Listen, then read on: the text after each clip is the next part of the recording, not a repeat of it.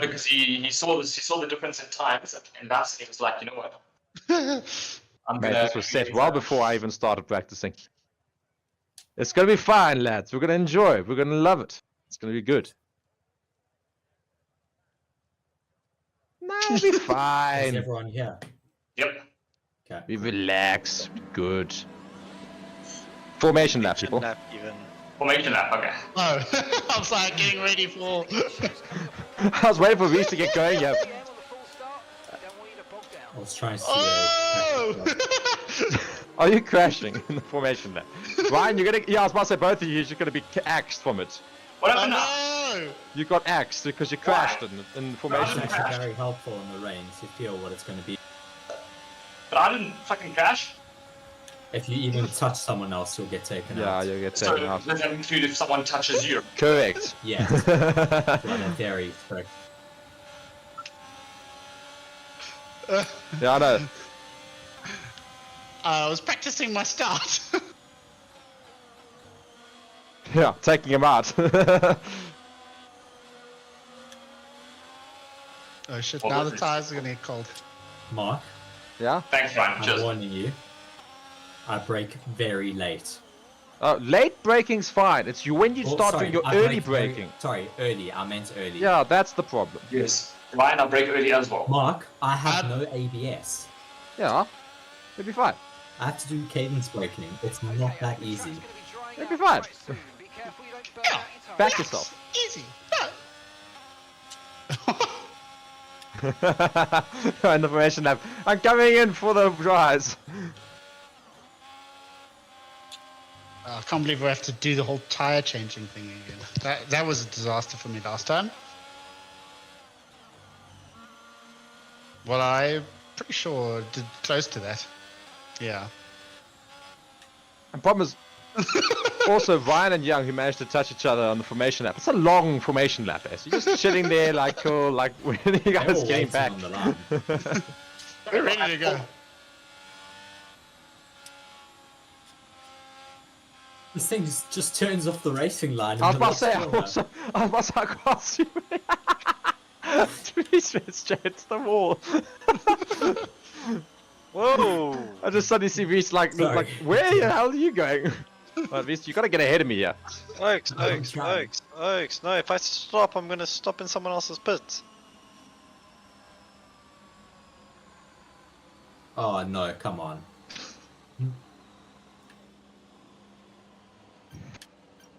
I'm parked so far off the... Yeah, you did. You like. Mind you, how much? Not that different from me. Chase got disqualified. What? Are you properly disqualified, James? But are you still in? Because it just said you're disqualified from the session. Maybe he just got flopped in like Yeah, us. they- I think they disqualified dropped in them maybe the formation lap session. Hmm. You still in, James? Good.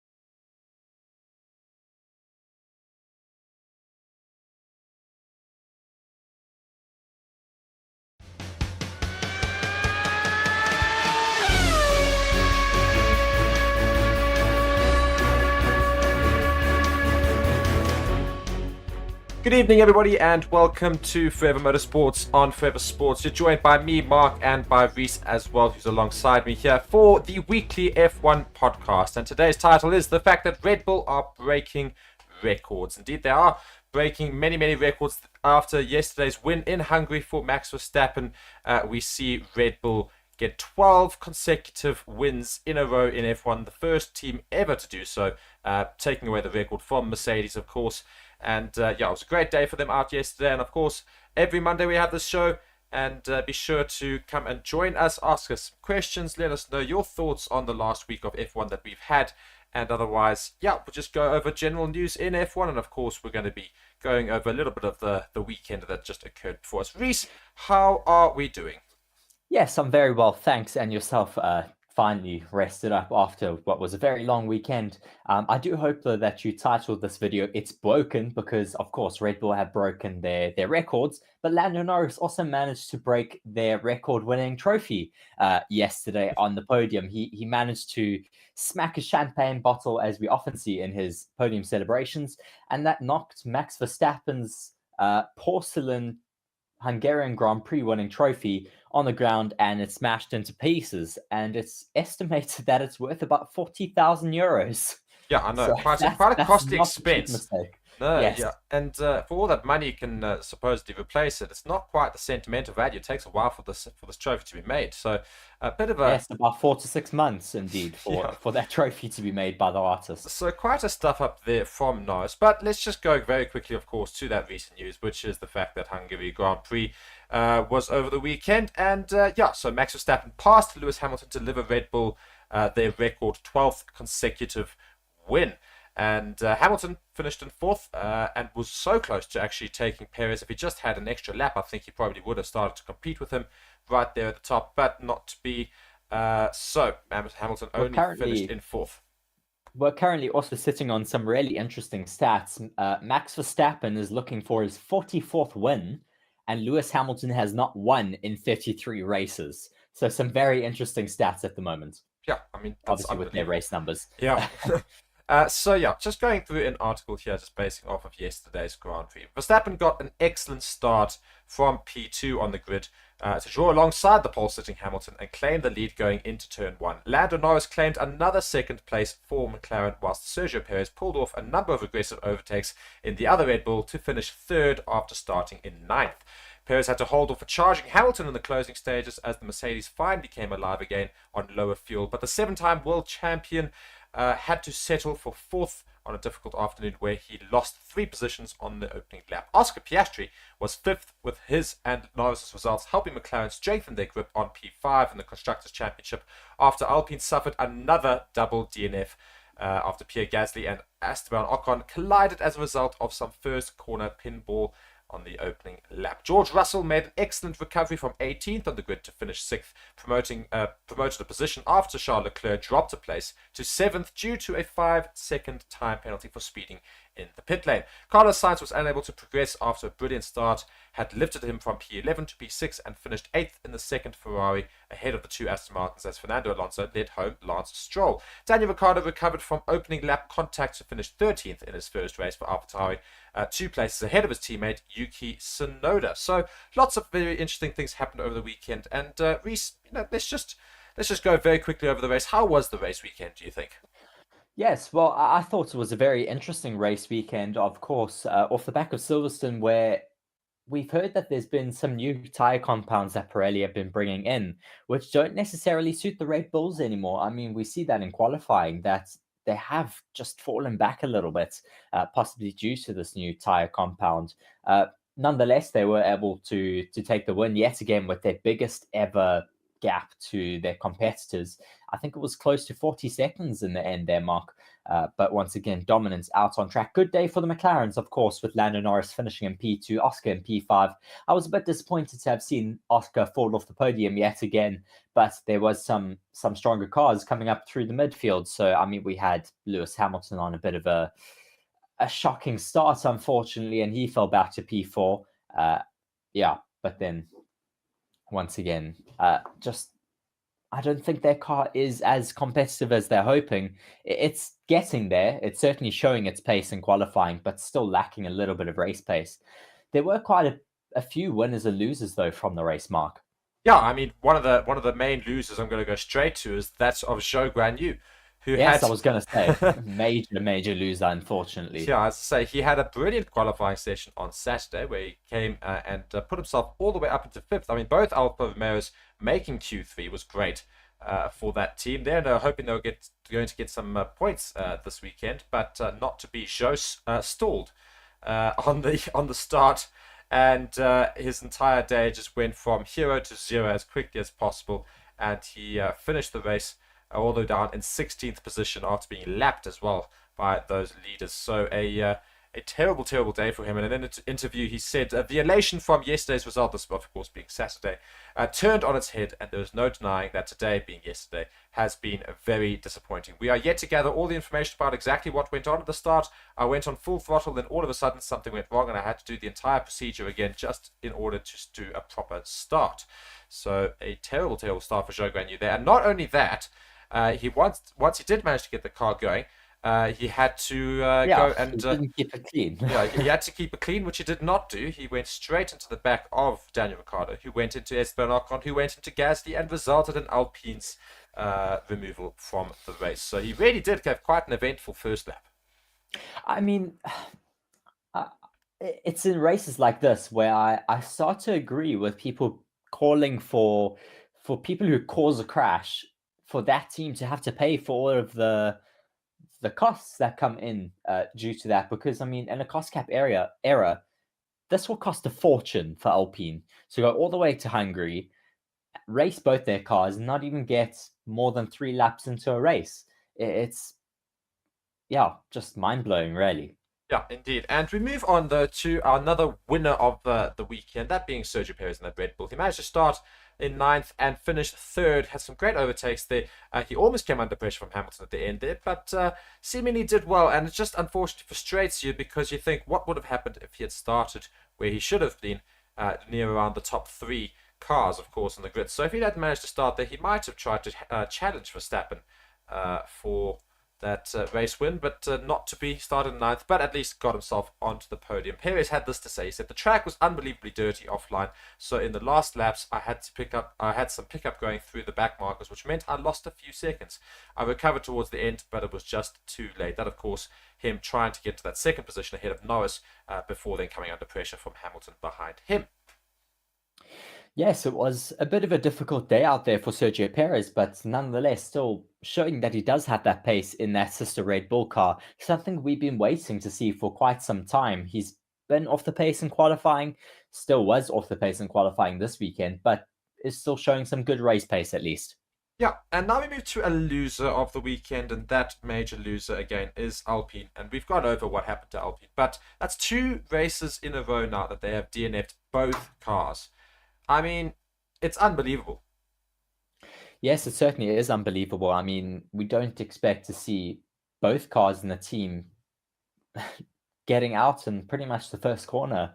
It's really bad luck for them, of course. And as I said, it's going to have cost them an absolute fortune to have brought both of those cars racing and not even to get halfway through the race. Yeah, so a terrible day for Alpine, and they really want to try and nail it this weekend in Belgium.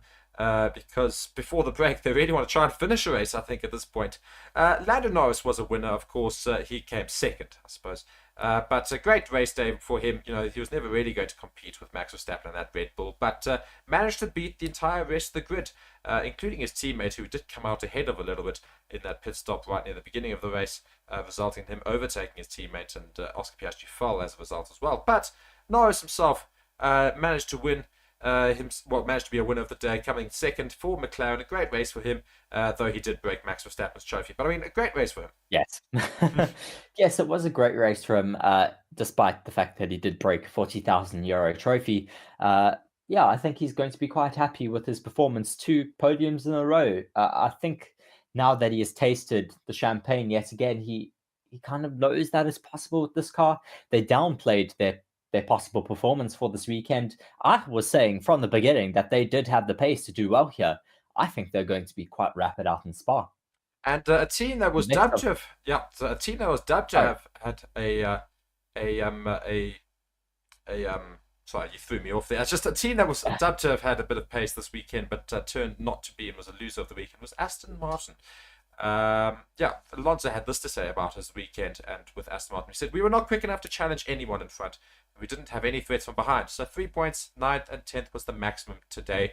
Not looking good for Aston Martin, who started the season so well. And we're thinking Alonso could try and do something, but just not seemingly going well. They've got lots of work to do in that break, I think, coming up. Yes, I'd certainly think they're going to have to work on a few upgrades for that car because they are just falling off the pace a bit. I mean, I did say, though, that with these new tyres that Pirelli brought from Silverstone, the biggest losers on those sets of tyres is that Aston Martins. And I'm quite disappointed to see that, of course, because they've been having a brilliant season so far, and they have just started falling away in the past few races. Hopefully, they can just get to the bottom of it in the winter break. Hopefully, we'll start seeing some improvements from the next race out in Spa as well. Not very long until we do get racing in Spa. I think that is one of my favorite tracks of the season, and it's going to be quite an exciting race.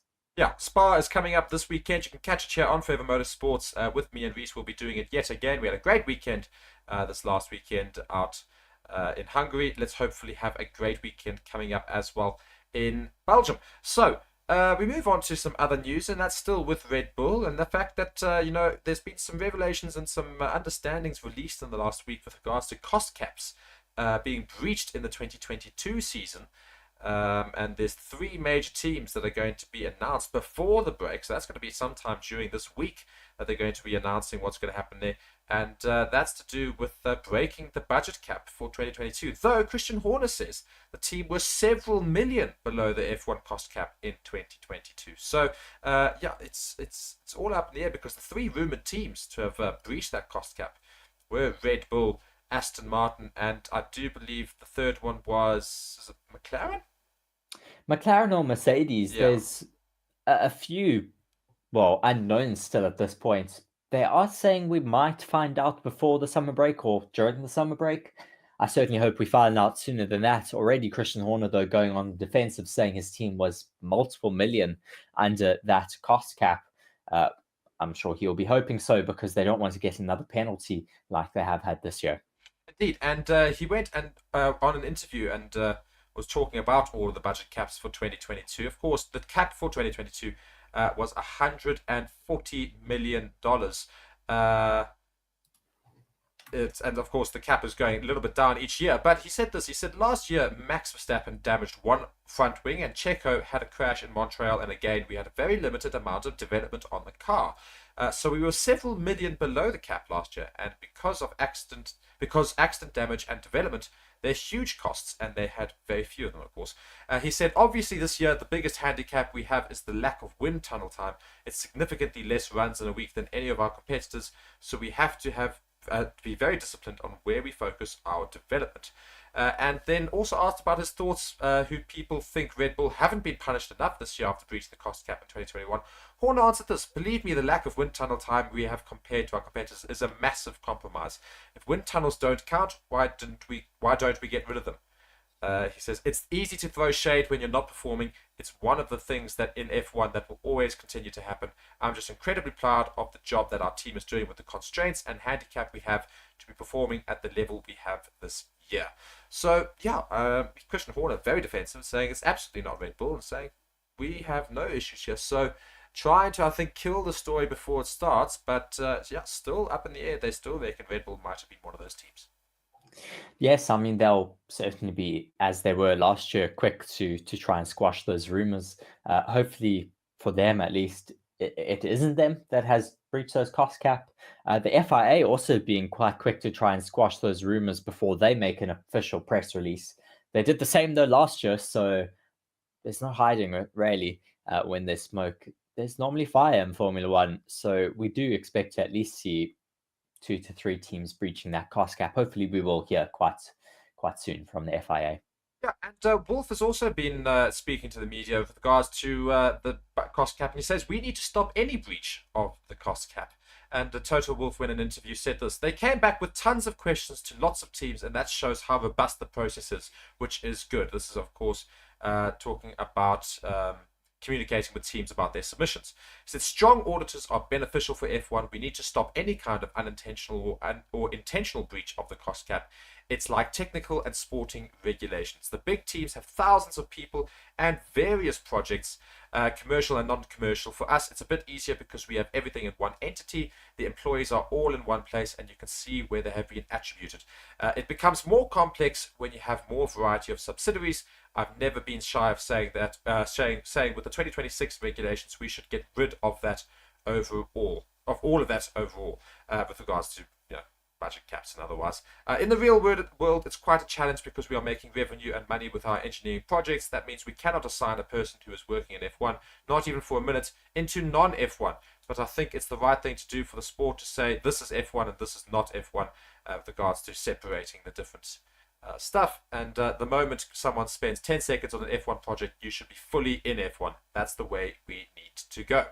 So yeah, being very, very adamant on holding on to the cost cap regulations and being stringent in that regard for most teams. So surely Mercedes, if they do live by that, aren't one of the teams that's breached the cost cap. Yes, just reading the FIA's response though to that cost cap breach, well, fake news pretty much, because they haven't even finished or concluded their findings. In their response, they said, "We'd like to reiterate the ongoing process preceding financial regulation certification for the teams, none of which have been informed of their certification status." So none of the teams even know if they have broken the cost cap just yet. The auditing fieldwork is still ongoing and is scheduled to conclude in the upcoming weeks, after which there will be a period required for the finalization of the review. So still some time needed to even come to an actual conclusion over all of the reviews of the 2022 cost cap. So yeah, I think it is just fake news at this point. Yeah, so we'll see what happens with regards to that, and we'll see whether or not teams did breach that cost cap. But if they did, of course, we're going to see similar sort of penalties that we saw on Red Bull for this season. We'll see that in the 2024 season, which is, of course, next year. But we've still got a few races before then, so nobody's really going to take too many hits for the remainder of the season. But we pretty much know Red Bull's going to win the Constructors' Championship. So it's all about who comes second at this point in time. Now, moving on to the rest of the season, there's something else interesting that we can talk about. And it's, I suppose, something we don't think about and that we have to think about now that we're in Las Vegas this year. The circuit in Las Vegas, of course, goes right down all of the famous landmarks and right down the strip, going past many, many tall high-rise buildings, hotels, and otherwise. And I've got an article here from crash.net, which goes and says F1 threatens obstructions and barricades unless Las Vegas hotels pay to view the Grand Prix. So with all these hotels being within viewing distance of the Grand Prix, a lot of people might well just book a hotel room that's got a window looking out to the track and say, you know what, that's me watching Formula One. It's a great seat in the house. I'm here watching it. People do the same thing in Monaco, but I don't understand why they'd want to block that. How are you going to set up a barricade high enough to block the high rises in Las Vegas? It's certainly not going to work. Well, you know what they might do? They might ask and request and demand that all of the hotels go and put screens on the windows. Maybe they have to stop anybody from looking outside through their windows. So Gosh, I don't think you can do that. I think that's a bit too far in terms of legality. I think the hotels would certainly have a foot to stand on in terms of that. I mean, it's their property. They don't have to block windows, surely, for people racing on the streets. But yeah, in this article here, it says a new row has been kicked off in Formula One ahead of the Las Vegas Grand Prix. The Vegas hotel and casino owners are claiming their views of the circuit will be intentionally blocked by F1 unless they agree to pay massive sums of money for the license to watch it, the New York Post has reported. The Vegas Grand Prix is set for November 18th and is perhaps the standout date on the 2023 F1 calendar. Venues in Vegas that overlook the circuit will be charged $1,500 per person or face obstructions like barricades, stands, and light stanchions blocking their views, the report states. They are literally shaking people down, saying they will obstruct views unless they pay them, an anonymous casino owner was quoted. It seems insane that they are asking money for a public event that is taking place in the streets. A different source was quoted, there is a real chance of obstructing views with stands and barricades. I know the hotels are upset about it, and they are trying to figure out if they'll play along. Of course, I'm sure there's a little bit of clickbait, but, it could be interesting if that actually is the case. Coming from an events background like I do, I mean, these things are normally planned well in advance, especially the placement of grandstands. So you would think that it's not something that they could put strategically to block the hotels. I don't know if there's much truth to the story, but if it is true, that is a bit opportunistic from those Formula One organizers who are, of course, possibly organizing this race in Vegas. I don't think it has much to do from actual Formula One group. Maybe it's more organizers of the Vegas race. Indeed. And we're going towards closing out the F1 podcast for the week. Reese, what other news have you been seeing for the last week here? Well, a interesting article from News24, a local South African newspaper here, is just saying McLaren must be prepared to thwart off poachers as Lando Norris's Formula One stock rises. It's a very good title for sure, because Lando Norris is becoming quite a bit of hot commodity in the Formula One driver market. A lot of teams supposedly penning him down for a pre-season or a pre-contract with them. Rumors of him being in a pre-contract with Red Bull, with Ferrari. Of course, it's all rumors at this point, but I think there is going to be quite a lot of interest in signing him to a good performing team. Of course, McLaren are starting to show some great pace out on track, so he'll be happy with where he is at the moment. But say if the likes of a Mercedes or a Red Bull jump at giving him an offer, what would you do if you were in Lando Norris's shoes? Well, I think the thing is right now that he's got McLaren's team seems to have improved dramatically, and he's in a very competitive car right now. I mean, came second 2 weekends in a row now. So that's exactly what Zach Brown said. So why would he leave? It says here, Zach Brown, in response to how to keep Lando Norris at McLaren, he said, I think the way you keep Norris is you give him a good race car. He loves the team. He believes in the team. And he was a bit frustrated at the start of the season, as we all were, of course. But now he's finished second for the second time. As long as we keep doing that, I think he'll stick around. Yeah, and that's exactly. I think it's true. Yeah, it's exactly that. So if McLaren can maintain and continue to be a competitive team on the track, then Lando Norris doesn't really need to go anywhere. He can be the poster boy, especially considering the likelihood of him going to Red Bull is very unlikely. He likes to think of himself as a number one driver. Going to Red Bull, you've got Max Verstappen there. It's unlikely that you're going to be favoured over him, so it's going to be quite difficult there. You might get a situation with a lot of infighting. Red Bull might not see a point in that. But if you should move to any other team, you're thinking, why? Because Ferrari are certainly worse off than McLaren at the moment. McLaren's car clearly quicker than the Ferrari in the last couple of Grand Prix. Ferrari absolutely nowhere for the last couple of seasons. So Ferrari's not a team that he'd be considering. Mercedes have got 2 very strong drivers that don't look like they're going to be replaced anytime soon. Lewis Hamilton rumored to have accepted a 2-year extension to his contract. So, I don't see Lando Norris leaving McLaren. No, certainly. He looks quite comfortable there for the time being. I wouldn't expect him to run away from there all just yet, as they are seeming to ramp up a little bit more in terms of their pace. And any other news you've got for the last week here? I'm just looking for something on Ferrari. I think we should just speak about them maybe for a little bit. We haven't spoken about I can tell you about what I think. A very disappointing race yesterday, of course. I'm still so confused as to why they did not swap Charles Leclerc and Carlos Sainz in the beginning stages. Yes, Carlos Sainz was on a set of softs, running a completely different race to Charles Leclerc running on a mediums for his first stint. Yeah, I think it was just a bit of a farce from Ferrari really yesterday. They could have possibly competed for that third step on the podium. And their strategy as well. I mean, their pit stops were oddly placed yesterday compared to everybody else. They weren't quite matching everybody. They took a little bit longer to get into the pits. Sainz took way too long to get into the pits. We said that at the time. We said this is a bit of a waste to come into the pits so late. And then Leclerc also had a mare of a pit stop. His first pit stop was a 9.4-second pit stop. Terrible. Which basically ruined his race as to get well. off the rear left, if I remember correctly. Yeah, I mean, Ferrari, come on, please. I We know. just want to see some closer racing, guys. We don't want to see you making stupid strategic issues for your drivers. And I mean, I think we heard Charles Leclerc getting super frustrated once again with his pit wall because they're just making bad decisions. Yeah, and I suppose, we talk about Lando Norris possibly moving on to places, and we're thinking, actually, genuinely, it's unlikely because McLaren seem to be doing things right at the moment. But Charles Leclerc must surely be thinking, why am I staying at Ferrari at this point in time? Yes, I mean, he is still a young racing driver in the prime of his career. Of course, he still has a lot to learn. And I think last season proved that at the fact that he isn't as consistent over the entire race season when you are fighting for a championship. And we did see those crashes and mistakes from him. But that's what you get from a young racing driver who's still learning how to fight for championships. I mean, he's done it in the other formulas, but Formula One is a completely different game.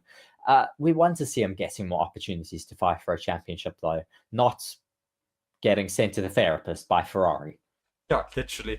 Yeah, I mean, Ferrari just need to sort their rubbish out. They really do. It's shocking. It's not good enough. They're a team that certainly has the backing from most of the world to do well, and they're just not doing well. I just certainly hope they fix things before next season because I want to see a competitive season next season. We keep saying this, but surely 2024 will be better for everyone, including that of Ferrari. Yes, and I think we have both just been banned from Maranello, Mark, so I don't think I'm going to be able to go back there again, unfortunately. No, I haven't. I think they're going to have a poster of me on their front wall saying, "Do not let this man in." I doubt it very much. We love Ferrari. We just want them to do better, of course. They've been useless, just be better. That's what we want to see.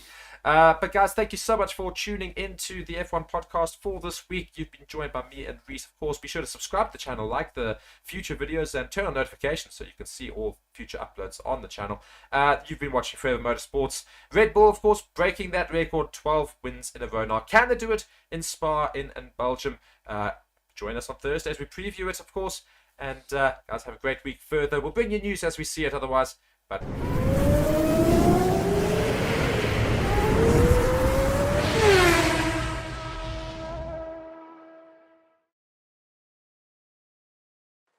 because he saw the difference in times, and that's he was like, you know what? This was set well before I even started practicing. It's gonna be fine, lads. We're gonna enjoy it. We're gonna love it. It's gonna be good. No, it'll be Is fine. everyone here? Yep. Okay. We relax. Be good. Formation lap, people. Lap even. Formation lap. Okay. Oh, I was like getting ready for. I was waiting for Reese to get going. Yeah. I was trying to see. Oh! Are you crashing in the formation lap? Ryan, you're gonna. Yeah, I was about to say both of you. You're just gonna be axed from it. What Oh happened now? no! You got axed because you crashed in the formation. It's actually very helpful in the rain to feel what it's going to be. But I didn't fucking crash. If you even touch someone else, you'll get taken Yeah, out. you'll get So taken out. does that include if someone touches you? Correct. Yeah. Well, in theory, correct. Yeah, I know. I was practicing my start. Yeah, taking him out. Oh shit! Well, Now the this is- tires are gonna get cold.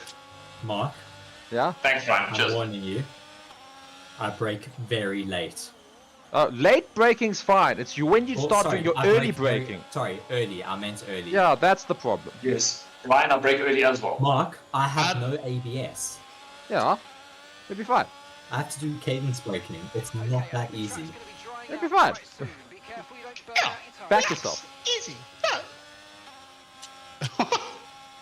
In the formation lap. I'm coming in for the rise. I can't believe we have to do the whole tire changing thing again. That was a disaster for me last time. Well, I'm pretty sure did close to that. Yeah. The problem is, Also, Ryan and Young, who managed to touch each other on the formation lap. It's a long formation lap, eh? So you're just chilling there, like, cool, like, when are you They're guys all getting waiting back? on the line. We're ready to go. This thing just turns off the racing line. in I was the about to say, last corner. I was about to cross you. Please, it's the wall. Whoa! I just suddenly see Reese like, Sorry. where the hell are you going? Well, Reese, you gotta get ahead of me here. Oaks, I'm Oaks, trying. Oaks, Oaks. No, if I stop, I'm gonna stop in someone else's pit. Oh no, come on.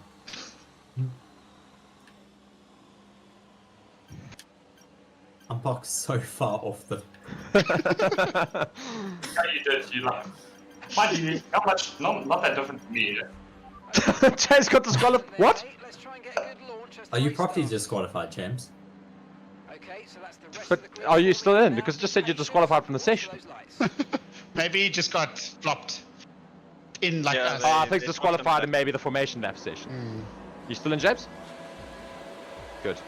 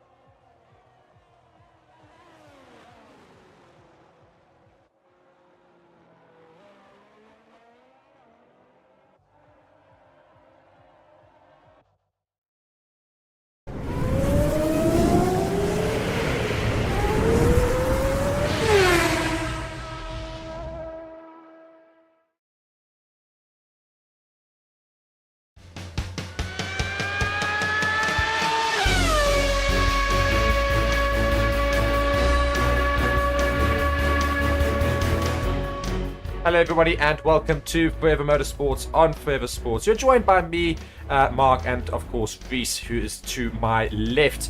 And yeah, we are here previewing the Belgium Grand Prix. This is the last Grand Prix before the break, the 3-week break that is in August. So it's the last Grand Prix of the first half of the season. I know we've had more than half the races, but now we get into the break, and then we get into silly season as well. But as I said, one more Grand Prix to go, and it is my favorite track. I know it's one of Reese's favorites. I'm not sure if he said it was his absolute favorite, but it certainly is my favorite.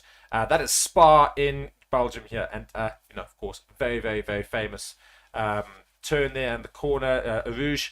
Of course, everybody knows it very, very well, and cannot wait to see all the cars, the new spec cars in 2023, going down that and going around the circuit. It's a long, long track. And it's certainly going to be a very interesting Grand Prix. Now, last week we had, obviously, the Grand Prix in Hungary. And Max Verstappen wiped the floor with that. But McLaren's are still looking strong. So, Reese, what could we expect this weekend from the entire board? And what are we looking forward to in terms of this weekend's Grand Prix? Well, it should be a very exciting Grand Prix weekend. We've already seen some leaks of upgrades being brought to this race weekend. Mercedes have brought a circuit-specific rear wing, which is meant to bring a highest top speed. I doubt that's going to get used, though, with all of the rain that's been predicted this weekend. We will talk a bit about that a bit further on. But, I mean, they've also brought new side pod inlets, so a lot of talking points about those upgrades from Mercedes. I think the McLarens are going to be fast, as well as the Red Bulls are just going to be, once again, on form. Yeah, and I think the Red Bull upgrades last weekend certainly did work. I mean, Max Verstappen suddenly got that winning margin right back up to massive gaps again, and he was just in a different level. And also Perez, starting in 9th, managed to get up all the way up into it was a 3rd position, it was 4th position, sorry, third. It was third. Yeah, he wasn't the podium. Yeah. I don't know why I doubted myself, but yeah, 3rd position. So you know, Red Bull just looking as quick as ever. So it's in Belgium this weekend. So Formula One is heading to Spa. So some stats, Reese. You got some stats there for us. Yes, I do have some stats for you. The first Grand Prix that was held here was in 1950. So this circuit has been on the Formula One calendar for quite some time. The track length is 7.004 kilometers. It is currently our longest track on the Formula One calendar, with the lap record being a 1 minute 46.2 set by Valtteri Bottas in 2018. The most pole positions here is held by Lewis Hamilton with 6. Most wins is also 6 by Michael Schumacher, though. And then pole position, the pole run to turn 1's breaking point is 165 meters. So that is how far you have to drive from that pole position at the start of a race. So it's still quite a long run to get to that first corner, and of course, being such a long circuit, it's a very difficult first lap. And more to the point as well, my favorite part of the track is certainly I mean, funny, of course, there's a Rouge, which is very famous to watch, but it's not my favorite part of the track. The best part is actually the last few corners. Final sector. You just see that final sector is absolute, just pedal to the metal and just go for it, and it's just long winding turns, a long left-hander followed by another long right-hander into that very, very sharp then braking point right at the end before starting the lap again. And it's my favorite part of the track. You see overtakes happen there all the time as well. It's a very old school track, very akin to the Tilke tracks. I don't know if it is a Tilke design track. It very well may be, but it's all about rhythm and flow, and finding good rhythm and flow helps you to get a good lap time around here. And of course, this is the famous circuit that we've had that commentary as well. It says, but here comes Sebastian Vettel. That was, of course, here in this circuit. So could we have similar sort of things for, not Vettel, of course, at that time he was driving for Ferrari. Could we have similar things for those in Ferrari with Charles Leclerc? Because before we go on into, you know, all the Ferrari news, we'll continue with just a couple of more stats on the track. But, you know, we do have big Ferrari news, and the fact that they've fired their team, the race director, and they've got a new one for this weekend. So that's big news in Ferrari. So could Charles Leclerc be the new commentary spectacle this weekend? Could Ferrari maybe do something very quickly before we continue with the stats? Well, I don't know. They could make some good opportunities here this weekend with all of the bad weather that has been predicted. We've seen their car isn't necessarily too bad in the wet, so hopefully they are able to do all right from that standpoint. But Yeah, I mean, I don't know if you touched on it, Mark, but there have been some shakeups in the Ferrari factory this past week. So it's going to be interesting to see what happens behind the scenes of Ferrari. Yeah, indeed. I mean, let's just go actually straight to Ferrari. The fact that, Ferrari have appointed a new F1 sporting director as Mekis has departed the Formula One team there. Laurent Mekis has officially left his role at the Scuderia ahead of his move to become AlphaTauri's team principal in 2024. So that in itself is big news there. But Ferrari almost feel it's actually a bit of an advantage. They've almost hopefully improved because let's be honest, nothing in that Ferrari setup is working very, very well. So I suppose having new personnel come in and have some fresh ideas can't be the worst thing. No, I think it's good to get some fresh blood in there. Of course, you want to have someone with experience, so hopefully they do. I think they're just taking from down the line in their actual garage, aren't they, Mark, to replace Mekis. I don't think they're hiring a new hire, but yeah, they've got so many people in their mechanics pool and their engineers pool that they just have so many people with experience to call on, and hopefully those people are able to step things up for Ferrari. Yeah, so we're hearing from the Scuderia that the following changes have been made within team structure for this weekend. So, Ferrari explained that Mekis' sporting director role will be taken up by Diego Laverno, a respected Ferrari veteran of 23 years. He says, as from, I think this is Fred, this is just going and seeing who's being quoted here. It is, Ferrari, this is just a Ferrari spokesperson. Just says, as for the Belgium Grand Prix, part of Lawrence's duties on the pit wall will be carried out by Diego Laverno, who takes on the role of sporting director. He will be responsible for all sporting matters, as well as liaising with the FIA. Along with his colleagues on the pit wall, Matteo Tognanelli, head of track engineering, and Ravin Jean, race strategist, he will report directly to team principal Fred Vasseur. So, big changes there in Ferrari with regards to the running of the race weekend, and it's going to be a big test for them in Spa. They've been very disappointed these past few weekends. Could they turn it around a little bit this weekend? Well, I certainly hope so. It's been, as you say, quite disappointing over the last few race weekends. They seem to be finding pace in the first half of the season. Not starting too great, but as I said, finding a bit more pace in the middle of the first half, and then just falling off again. So, I'm hoping they're able to pick up the pieces a bit, And another team, of course, who's fallen off, and I've got an article up here from motorsport.com, is that of Aston Martin. Now, they're still third in the Constructors' Championships, just by the way. I mean, it's still incredible to see the fact that it's still right up there, but certainly coming under huge pressure now because McLaren are just going to keep climbing that table quicker and quicker and quicker. So, currently in the points table goes Red Bull first, Mercedes second, and then Aston Martin third. Ferrari is behind Aston Martin, but Aston Martin are dropping so quickly. So what has happened to the green machine? And here, just reading the article, it says, for an outfit that finished 7th in the standings last term, it emerged as a surprise package, the team closest to troubling Red Bull, that being Aston Martin. But in the 5 Grand Prix since Aston Martin driver has only once more classified in the top 3, Alonso's second place in Canada disrupts a run of 2 7ths, a 9th and a 5th place finish in his side of the garage. So really not great finishes for Aston Martin these past few Grand Prix.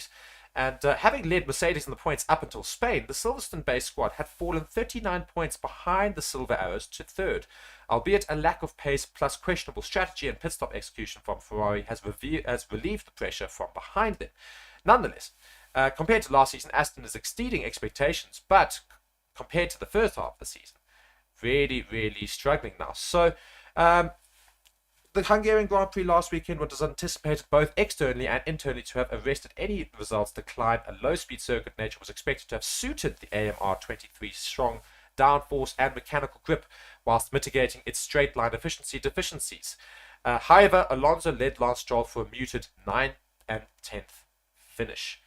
And Alonso said in Silverstone that the team needed to make it to the summer break before resetting. In Budapest, he added that Aston was now only 5th fastest overall. So just saying that this car desperately needs upgrades, Reese. Yes, and I think I saw an article saying that they are trying to bring upgrades for Zandvoort, which of course is the next race after the summer break. So hopefully Aston Martin are able to expedite those upgrades and find some more pace in that car, because they really are just falling behind now. Yeah. And McLaren are going to pick up the pieces if they don't sort things out. Yeah, exactly. McLaren is hunting down not just Aston Martin, but Ferrari as well, and maybe even Mercedes if they're not careful. Still enough races left for that to happen. So Alonso, though, the two-time champion, noted, he said, it's hard for us, being Aston Martin, to understand a little bit better what the car is doing now compared to the beginning of the season. How many upgrades we brought compared to our main competitors, and then understanding the new tyres the best. They're the same for everybody, so we just need to do a better job. His bosses are far from panicking, though. They also reject his suggestion that the more robust Pirelli tyre construction introduced for the British Grand Prix has particularly hurt Aston and Red Bull. Performance director Tom McCulloch confirms there are no big changes in performance. However, everybody else seems to have increased their performance, so I think that is a little bit of the concern there. They will reset, they said, during the break, so it's just about where they will finish this weekend. Quickly, Reese, where do you reckon Aston Martin will finish this weekend? It's hard to say. I mean, I don't want to say they're going to finish up too high because they historically in the past few races have not been. So I'm going to say they'll be in the top 10, but not in the top 5. So maybe 6th and 7th. That's quite high, to be fair, because I mean that's going to have Yeah. 2 Red Bulls. Let's just say 1, 2. I'm not necessarily this order, but teams that are supposedly better than Aston Martin are. You're saying Red Bull 1, 2, McLaren 3, 4, Mercedes 5, 6, Ferrari 7, 8. You know, Aston Martin, if they manage to finish ahead of a Ferrari and or a McLaren / Mercedes, I suppose it's not I too think bad a there'll be a weekend. big crash or 2 here. So I think some of the top 5 are going to get taken off this weekend. I'm just making a wild call. It is Spa and it's in the wet. So Yeah, I mean it is and Spa I in the mean west. it's Fernando Alonso in the wet as well. So Yeah, it's a very can't very count good him out point. too. So maybe he might be top 5. Yeah, 100%. And I mean, you know, we were going to go and go to talk about that next, and we'll just segue straight into that. So the weather this weekend is looking very, very wet in Belgium. We're talking rain every day, pretty much every session. So it's going to be a very, very wet weekend. Wet weather running in Spa. It's going to be, you know, it's quite dangerous to drive. We know this is quite a dangerous track. Yeah, very. It's a very, very quick track, so had pace and add skiddiness. It's a recipe for a bit of a disaster. But, you know, Max Verstappen in his Red Bull car has not had a single instant, really, the entire season. You know, he's finished every race very, very high up, got unbelievable points for himself. I mean, will he finish the first half of the season before the break without having a single instant in track? Sorry, were you talking about Max? Yes. Well, I think he's been very cautious and rightfully so. He's wanting to break all these records, and he has been breaking quite a few already. He's got 12 wins in a row with Red Bull, the longest winning streak that anyone has had. I think he'll be wanting to carry that on. He's got 7 in a row at the moment for himself. We see how he's very cautious into turn 1 usually and off his start. So I think he'll be fine. Yeah, I think people are also quite cautious around him. I think it's more the midfield and some of the other drivers a little bit further back than him that just take some extra chances. And, you know, it's the chances we talk about taking here, and it's going to be in the wet, so we're going to see intermediate tires and wet tires, and it's going to be decisions with regards to that. You know, cars might find themselves in the wall, and that's why we also see the safety car probability for this weekend.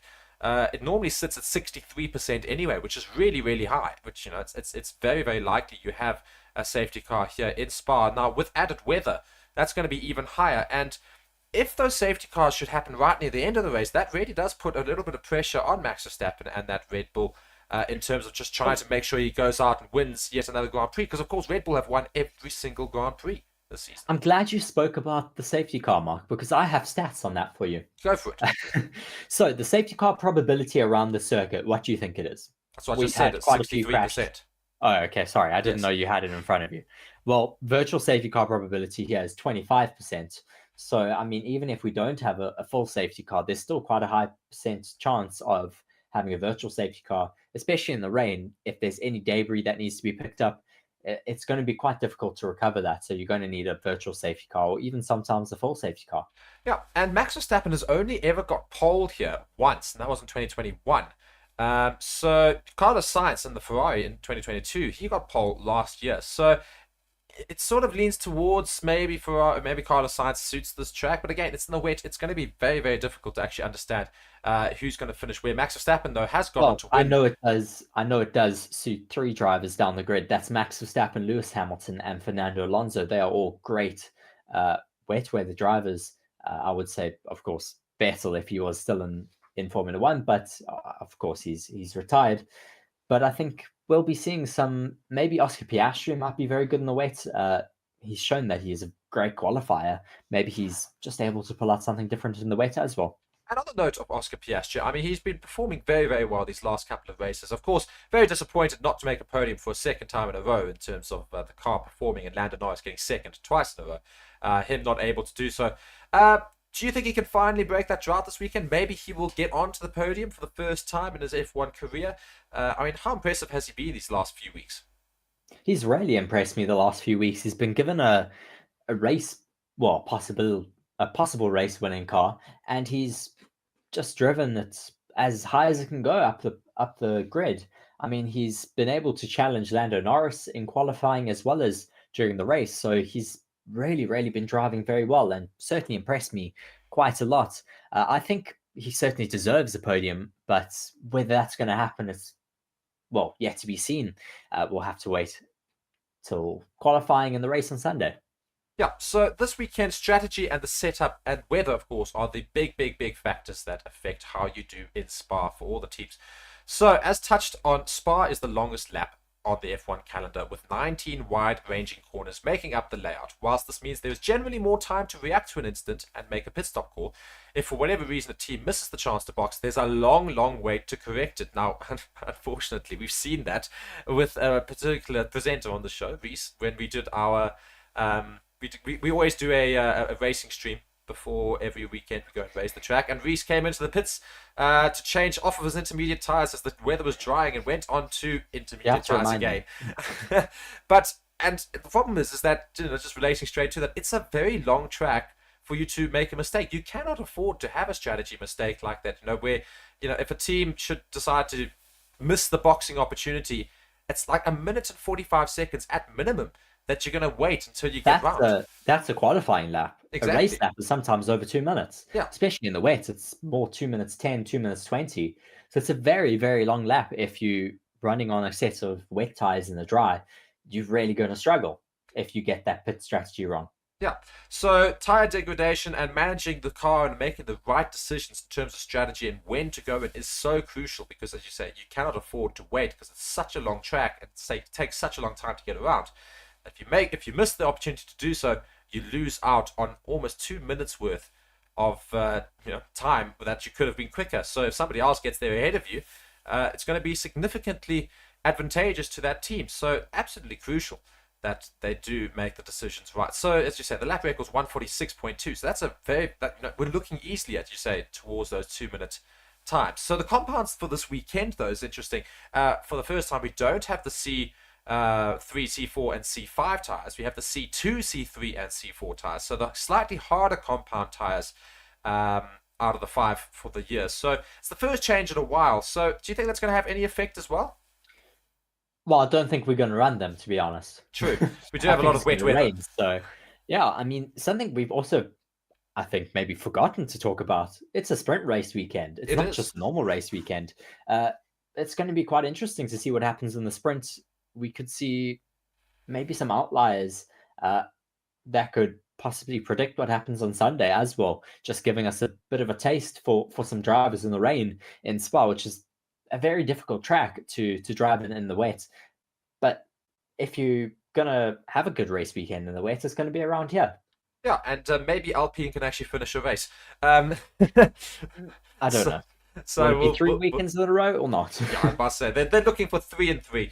No, hopefully not. I'm sure Ocon and Gasly will be absolutely daring to go and hopefully just at least finish the sprint before the main race on Sunday. So yes, as Reese alludes to, this weekend's structure and the format. We will have practice 1 tomorrow in the middle of the day. We will then have qualifying for the race on Sunday tomorrow evening. Then on Saturday, we have the sprint shootout in the morning, which is basically qualifying for the sprint, and then the sprint race in the afternoon, followed by the Grand Prix on Sunday. We also have F3 and F2 action happening again this weekend, and they follow the same format as Formula 1 this weekend. So they will also have practice tomorrow morning, then qualifying, then the sprint shootout on Saturday, then the sprint itself, and then the race on Sunday. So very, very action-packed weekend, and you can catch it all here on Forever Motorsports with me and Reese on Forever Sports. So be sure to subscribe to the channel and like the video, and comment down below, who do you think is going to win the Belgium Grand Prix, or otherwise who's your top 3 and what could happen this weekend. So Reese, I'm going to leave with that question to you. Who is going to be our top 3 this weekend? Well, Max Verstappen, let's say, will be first, of course. Then I'm going to say Lando Norris and Lewis Hamilton in third. Lewis Hamilton third, Lando Norris second. That's a very safe bet. I think, you know, I'm gonna all wet weather drivers. Yeah, they are all wet weather drivers, but I'm gonna completely change the dynamic here, and I'm gonna say Max Verstappen 1, yes. I'm gonna go, and I'm gonna give 4, but just because I can then say where the other one's gonna arrive. But I'm gonna say Max Verstappen 1. I'm gonna say Lewis Hamilton 2. Charles Leclerc 3 and Lando Norris 4. I reckon somehow. Piastri. Well, Piastri will be somewhere 5th, 6th, somewhere around there.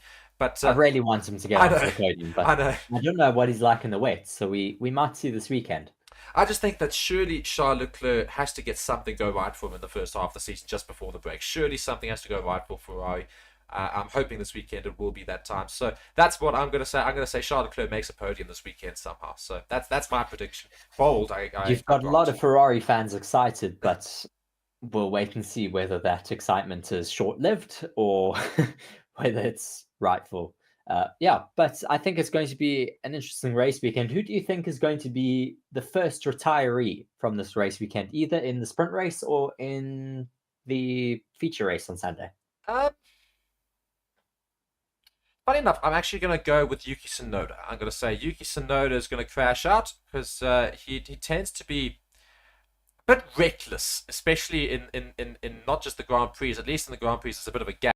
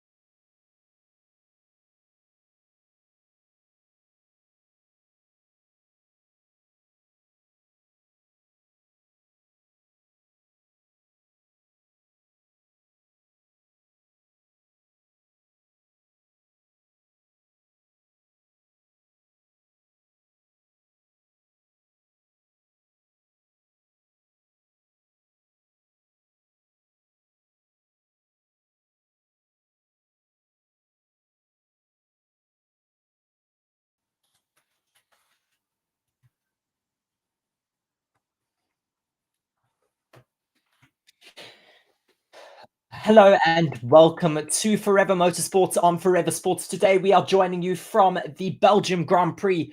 We are ramping up for the sprint shootout, which is essentially the sprint qualifying ahead of the sprint race later this afternoon. It is looking like it is going to be quite an exciting session ahead of us. It is currently a little bit delayed due to a lot of rain currently down at this track. We are going to be watching alongside with you guys. It is, of course, going to be delayed, which allows a bit more of you to join us before the session does start. And we will let you guys know, of course, when it does get underway. We will get Mark alongside with me very soon. He's just setting up some things in the background. But yeah, it's going to be an interesting day out here in Spa. It is currently still very, very wet, as I said, causing that delay to the start of qualifying. Please do let me know in the comment section where you're watching from. Please do be sure as well to hit that like button and subscribe to the channel. Please also be sure to check the links in the description for all of our channel partners, Foil Sports, as well as Bitdefender. Thank you very much to those channel partners for sponsoring our channel. Some people asking questions and getting excited for the sprint shootout. Pure Blood in the comment section, just giving some of his opinions. As well as Marion from Treese, just saying good morning to Mark and myself. Thank you very much for joining alongside with me. It is not too long, hopefully, left to get going for this Formula One session. Of course, we are just waiting for that word from the FIA to let us know what is happening.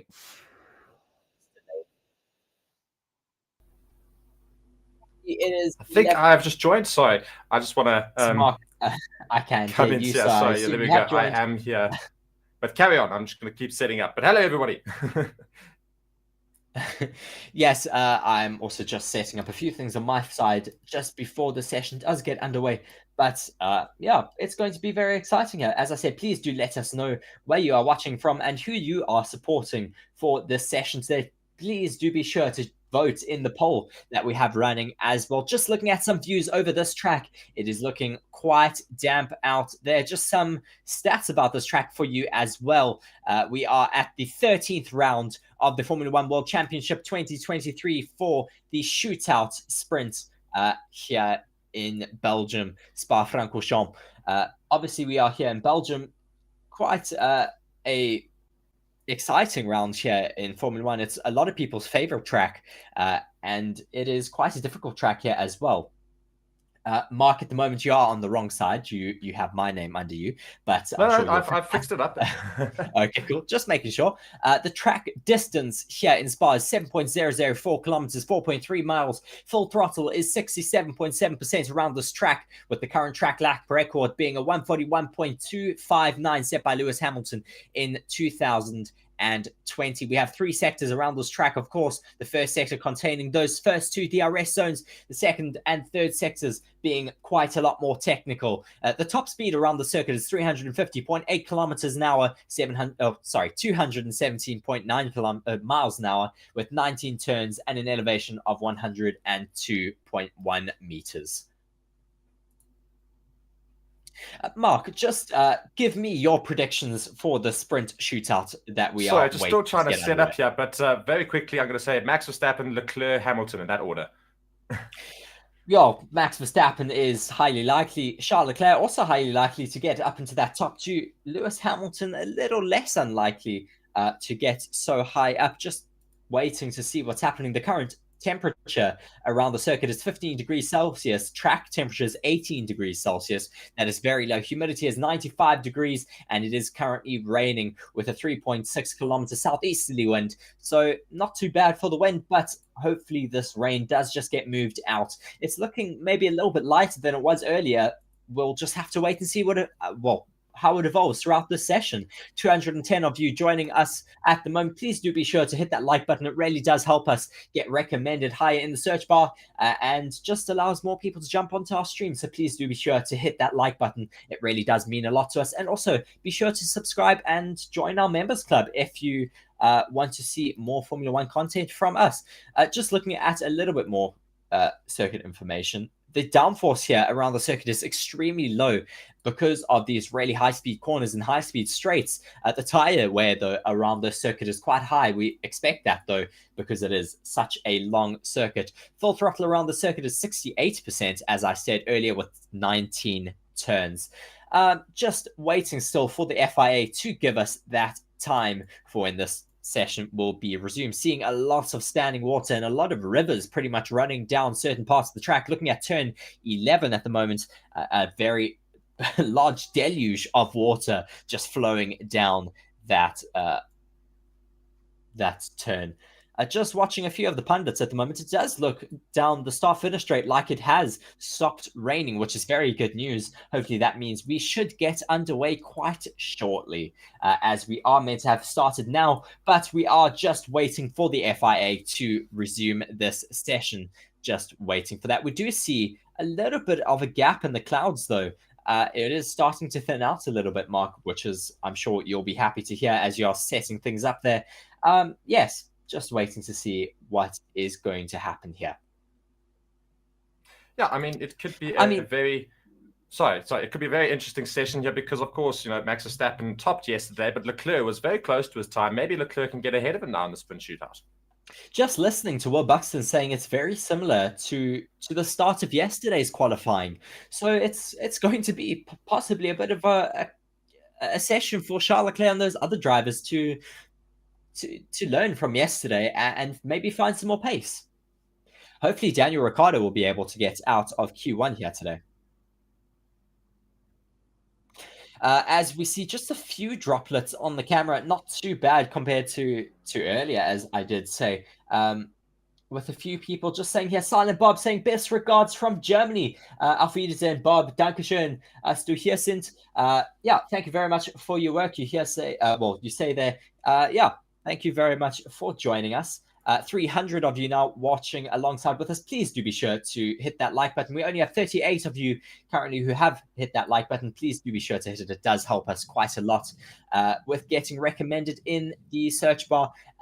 Yeah, and please do be sure to comment in our comment section, letting us know where you're watching from and vote in that poll. Currently, our poll is asking who will go quickest in this sprint shootout session. Currently, Verstappen is topping that poll with Hamilton, 19% of you saying he'll get pole there. Leclerc with 14%. Leclerc had a very good session yesterday in qualifying, getting quite close to Max Verstappen in Q2 and earlier parts of Q3, but then Max Verstappen obviously pulling out that incredible lap time at the end of Q3.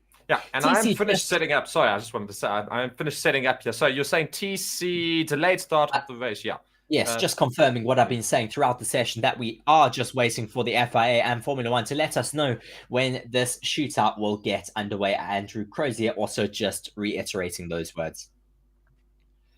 Yeah, so I mean, we're currently looking here. So just looking inside the Mercedes garage, Lewis Hamilton not in the car, looking very relaxed. I think he's actually just looking at some stats there. With all of the engineers around him, maybe he can try and do something today in this shootout as well. I mean, there's lots of clouds over Spa now. We're looking here. The clouds are very low and right over the track. But as you say, the rain seems to have subsided temporarily. So hopefully we will have a start of the session very soon. Yes, well, obviously, depending on what this weather feels like doing, we'll see what happens. But it could be very similar to what we saw yesterday. I mean, it's going to be possibly a copy and paste. Ferrari fans saying cancelled ? I certainly don't think so. It's not looking all that bad at the moment. Yeah, indeed. And yeah, I mean, guys, keep it coming with the comments. Let's get those likes up as well. We've hit 50 likes there, so thank you very much for that. Let's keep it going. Let's try and get to 1,000 viewers as quickly as possible. Harshul here saying love from India, love back as well. Larry saying hi from wet and cold Cape Town. Well, I don't think it's too different to Spa. I think Spa's a little bit warmer though, but it is still wet right now, so that's why we've had a delayed start here. So, I mean, also, Max Verstappen starting in 5th tomorrow. Let's just talk about that until the session gets going. So Max Verstappen starting 6th, actually, sorry. He did obviously finish in pole yesterday in qualifying, but he's going to be starting from 6th position. How easily is he going to get up? How quickly will he get up to the front of the grid? I mean, how many laps do you reckon it'll take him? Well, it took him 12 laps last year, and he started, I think, around 12th. So I think he's going to be quite competitive here today. Or tomorrow. I was sorry, thinking tomorrow. Yeah. So I mean, but how many laps do you reckon? Sorry, you saying? So last year was 12. I'm gonna say maybe 5 to 8 laps. 5 to 8 laps it'll take him to get to the front. I mean, that just sort of tells you the power of the car if he does manage to do that. So, yeah, we'll see if that does happen. Now, sprint shootout, do we expect to have different results compared to yesterday? Of course, lots more rain than yesterday's qualifying. So, sprint shootout is also shorter periods of time. The actual qualifying sessions are much shorter than the normal qualifying. So, for such a long track, that's certainly going to also make an effect.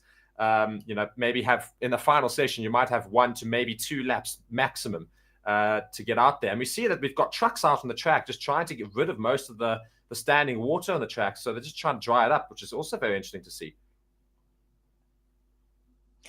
Yes, it is interesting that we're seeing the trucks just trying to dry out the circuit a little bit. It's not going to help all that much at the moment. But yeah, I think once we get Formula 1 cars out on track, they are really going to make the biggest difference of all. Yeah, they really remove a lot of standing water quite quickly when they pretty much just massive vacuum cleaners out on track. Yeah. Just also going to the stream. Yeah, we're almost at 400 viewers. Let's keep it going here. Now, there's starting to be a little bit of just a discussion in the chat here, which is with regards to the sprint shootout. And Phase has said, I kind of hate the sprint shootout, to be honest. What a waste of time, resources, and energy. And F1LH saying, same. So, yeah, I mean, what are your thoughts? Let us know in the comments. What do you think of the sprint shootout and the sprint race itself? I mean, do you think they should just have 2 practice sessions of a single qualifying session, which means that the drivers start in the same way for the sprint session as they do for the race, or do you think the current format's fine? Let us know in the comments. And F1KWA, yes. So I just want to go there, saying any chance of Forever Sports dedicated F1 YouTube channel? We do have one. We're going to be using it a lot more going into the future. It's called Forever Motorsport, so be sure to go and check that out and subscribe to that. Sorry, Reece, you were saying? Well, I was trying to... Yes, I forgot my train of thought now because you did cut me off. But yeah, just still waiting for any word from the FIA at the moment. There is still quite a lot of water standing out on track, though. Hopefully that will just clear up a little bit and we can get cars out there to clear some water and the track can dry quite quickly. And Lando Norris, now we're looking at him in the pits. And how do you reckon he's going to fare today? Sorry, Lando Norris? Yes. I think he'll do quite well today. He quite likes wet weather conditions.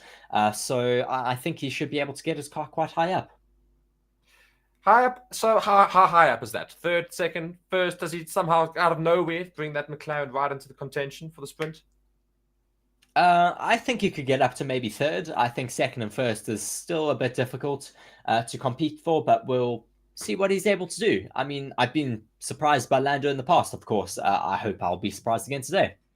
Okay, so we still don't actually have any notifications or otherwise information telling us when the sprint shootout will start to take place. So we're still just going to continue to chat here. So in the comments here, has anybody asked about the sprint race yet? Let's go and see. So it says, how come the sprint, they don't start the GP where they finished in the sprint like they used to? Now, that also used to be the way in which they did. They had 2 practice sessions of qualifying, then the sprint, and then wherever you finished in the sprint, you then started in that place in the track. Now, I think that's that was also quite a good method. So, I mean, do you think this current method's better than that method, Reece, or do you like the old method?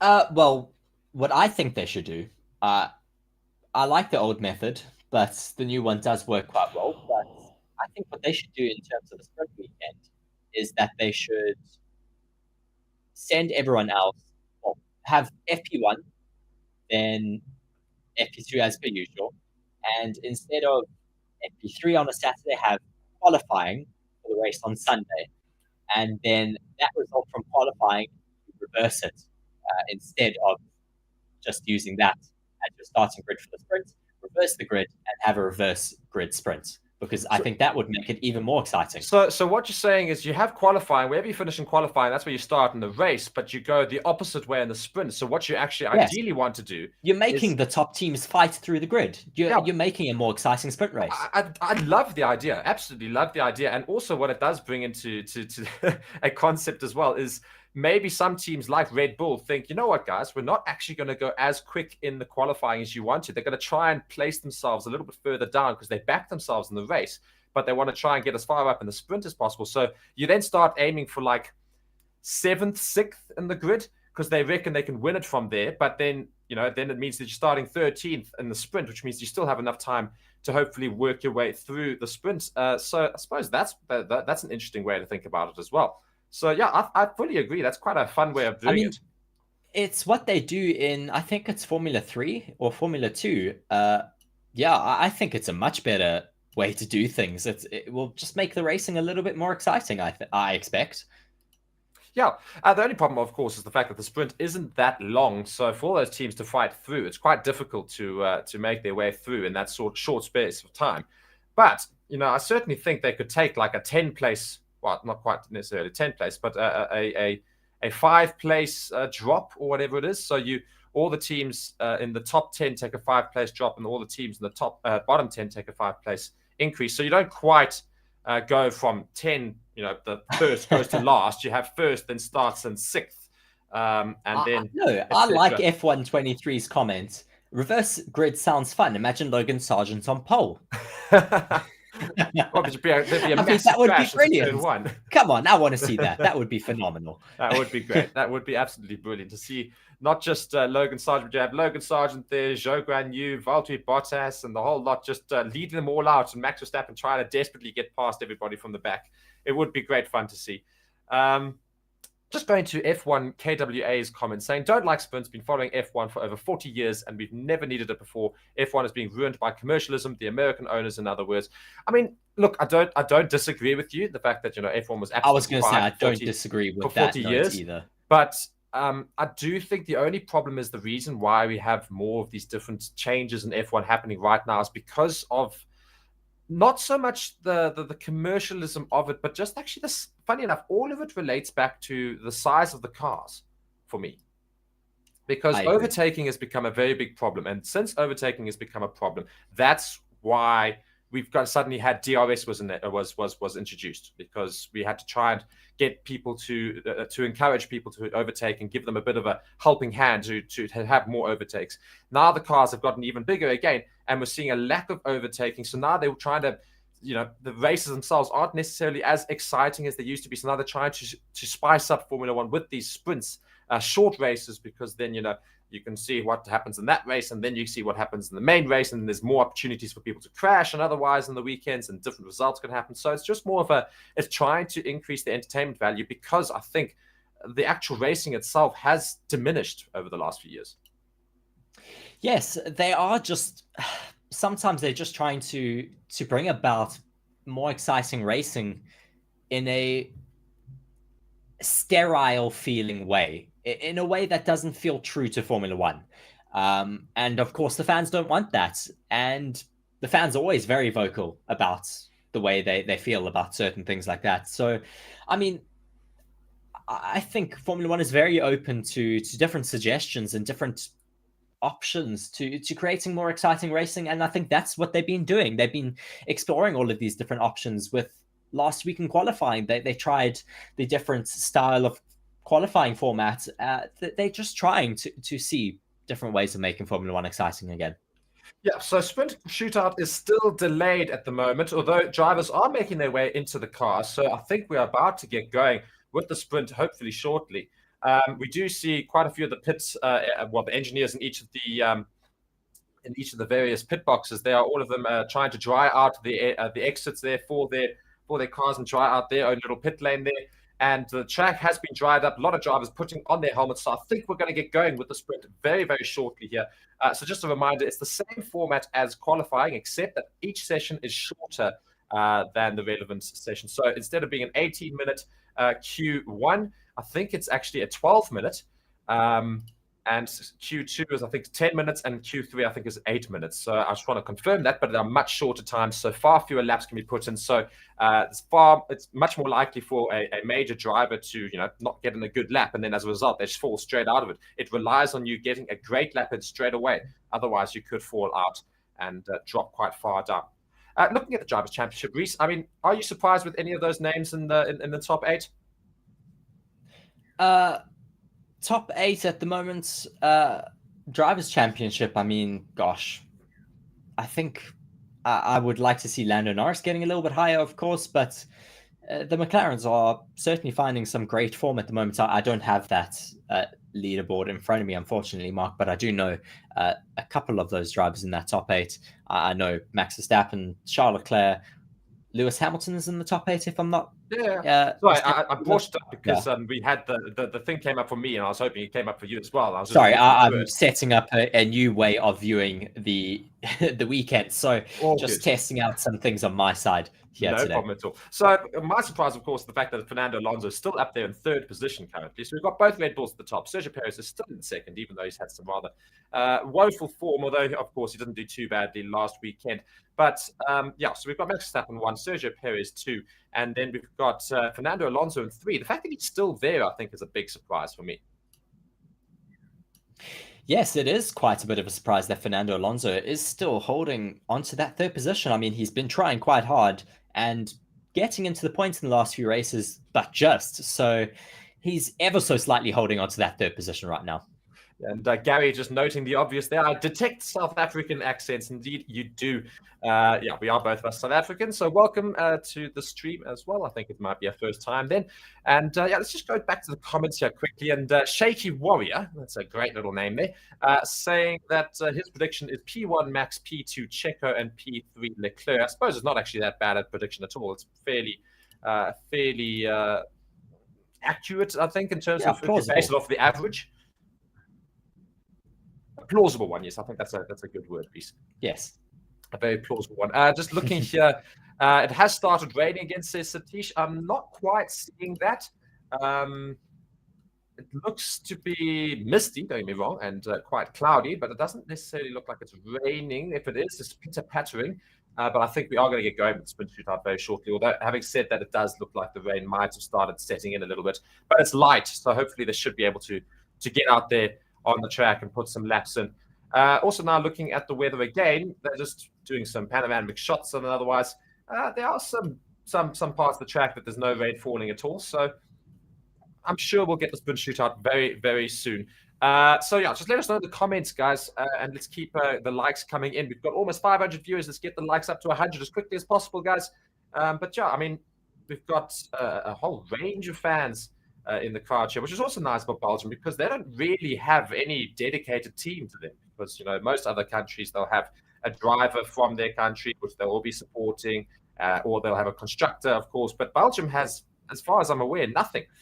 They've just got their track, and no driver is Belgian on the grid. So we've got a whole range of fans there. We've got Alpine, we've got Aston Martin, Red Bull. I'm looking here, a whole lot of Danish fans there for probably Kevin Magnussen. It's good to see a whole range of fans in the crowd, unlike, of course, where we're going to go next time, which is Zandvoort, where it's just purely orange and you see nothing. It's purely driving for Max Verstappen there, really. Nothing other than that. It's going to be exciting in Zandvoort. There's always just such an amazing atmosphere at that track.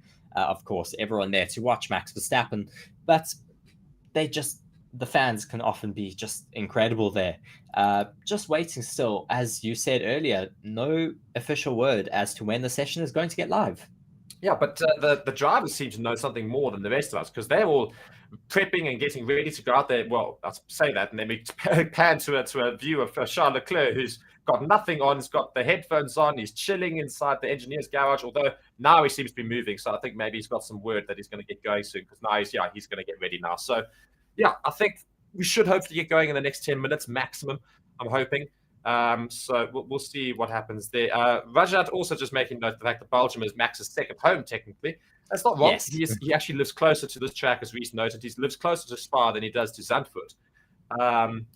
But he is, of course, a Dutch driver. So I think that plays into the next race's hands. So, Ferrari, whilst we're in the garage, I mean, they did really, really well yesterday. Do you think they can maybe take the pole position today? Well, I think it's going to be difficult, of course, with Max Verstappen on great form as per usual. It would be quite nice, though, to see if they are able to pull out some There we go. Sorry, Reese. We've got official confirmation that SQ1, so the sprint shootout or sprint qualifying one, will start at 12:35 local time. It's still a long way away. It's 15 minutes time.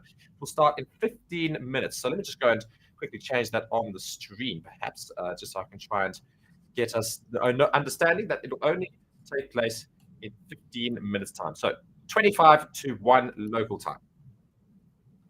Yes, at least we finally do have some word on when the session will get underway. Yeah, it's going to be, I think, quite an interesting session here today, quite similar to what we had yesterday. But I think it's going to provide quite an exciting, session for us. Just waiting, as you said, for it to get underway. How many minutes did you say we have left, Mark? I've got 14 minutes to go. Great.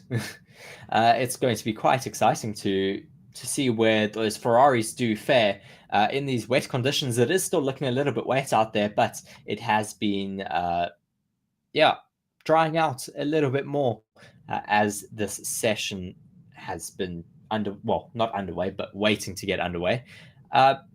Please do let us know who you are supporting for this session. Be sure to hit that like button. We have 450 of you watching alongside with us, but only 81 likes. Please do be sure to hit it. It does help us get more viewers and pushes the channel in the search bar. F123 saying Oscar has not driven the track in 3.5 years, and he puts it on P6. Yes, Oscar Piastri had a brilliant day yesterday, and will be starting, actually, I think from P2 on Sunday. Who? Oscar Piastri. Oscar Piastri, yes, no, he's starting very high up. Not quite P2, I don't think. I think is it P2 actually? Yes, it is with the sorry, I'm just penalty for Max Verstappen. He starts in P2. No. Is it not? No, sorry, I thought he started. I was thinking. No, I think the McLaren's only finished about 5th. They did. Sorry, I thought he finished up a little bit higher than that.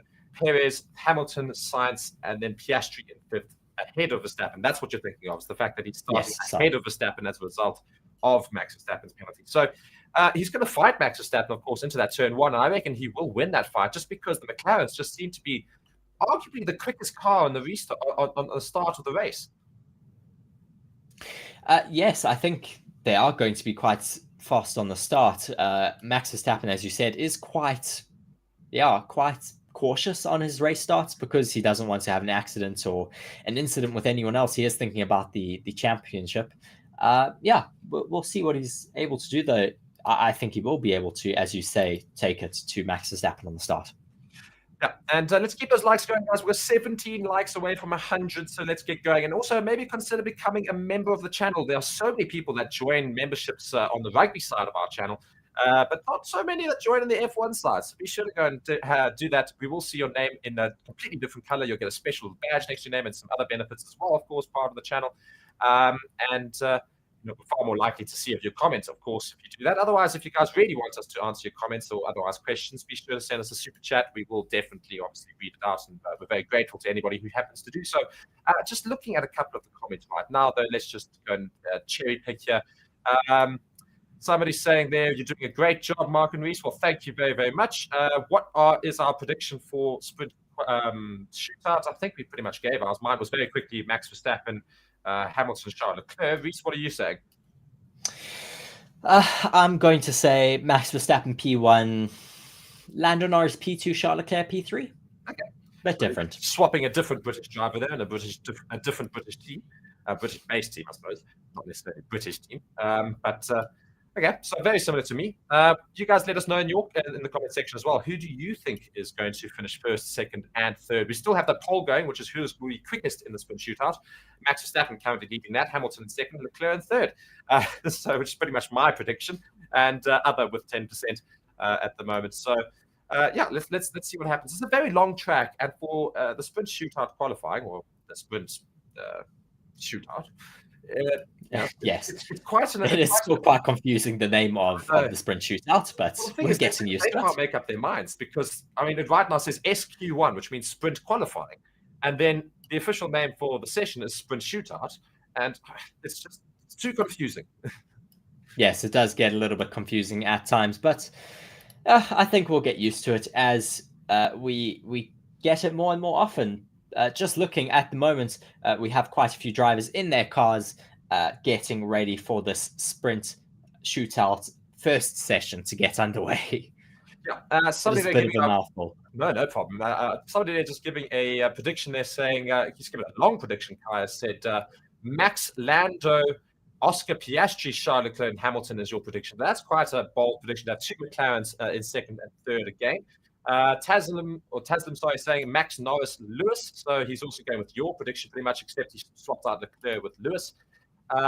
Pure Blood saying P1 Oscar, P2 Lando, P3 Alonso. I mean, well, that would be a very, very fun top three. I just unfortunately doubt it. Pure Blood then just making even more jokes and saying, you know what, Danny Rick will. I think Danny Rick Q1, Yuki Q3. I think that's more saying which one's going to make it into which parts. You don't think that Danny Rick's going to make it out of Q1? Well, that's also a bold statement there. I think yesterday he would have got out of Q1. Unfortunately, just unable to due to that small track limits that he had in his final lap there. So that's another thing that also plays into part here. Is it's such a short qualifying session and such a long track that if you do go and do your attempt and you get a breaker for track limits, that's basically your whole qualifying session done. Yes, I mean, that can really, as you say, just ruin everything for you, because you have to be so careful here with not going over track limits, because it is such a long, just such a long track. I mean, it takes forever to get around a cool down lap. So you could really just completely destroy your entire session if you, go a little bit wide in a single corner. I mean, I cannot believe how late we are starting the session. We're starting this session 35 minutes later than it was supposed to. So we do have that time now. We did actually have it disappear because we thought, okay, it's going to start imminently. And then we had to reset it again because we will be starting again at 25 to 1 local time. So we will have a delayed start here to the F1 shootout. But at least we will have it. It was looking very, very wet earlier, and we weren't sure if we were going to have it at all. Just going to the comments here. Shaky Warrior giving us a fantastic, hilarious prediction there. Reese, you'll appreciate it. He's put P1 Logan Sargent, P2 Joe Granu, and P3 Lance Stroll. That is a very bold prediction. Maybe if it was a reverse grid, that may be the 1, 2, and 3. But yes, we'll see if your prediction comes through today. But I think we may need the rest of the grid maybe to crash out first. Yeah, I mean, we've still got lots of time to go until the session begins. Still got 8 minutes, and we have been rambling on for ages. So apologies if you're getting bored of our rambling, but there's not much else to speak about right now. What I can speak about is the fact that we are 6 likes away from 100 likes, and there are definitely enough of you watching to hit that 100 likes. So if you go and like the video, your favorite driver will finish on pole. That's how it works. Fate has it. And that's what will happen for all of you. And let's also try and cross that 500 viewer mark. We're so close to it as well. And again, if you guys are new to the channel, welcome. My name's Mark. Reese is, of course, alongside me here. We do every Grand Prix weekend throughout the season.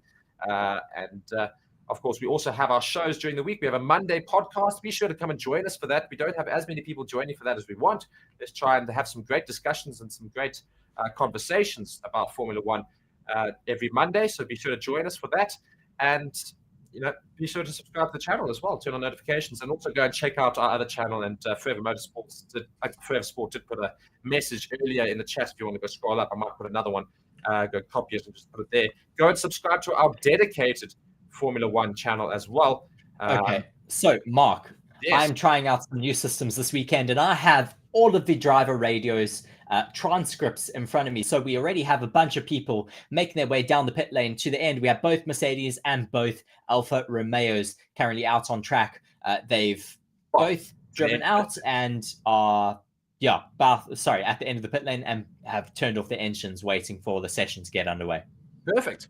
Oh, that's great. George Russell saying it's very reminiscent at the moment of Quali 1 with the sun shining. So as I said, we could have a copy paste of yesterday's qualifying.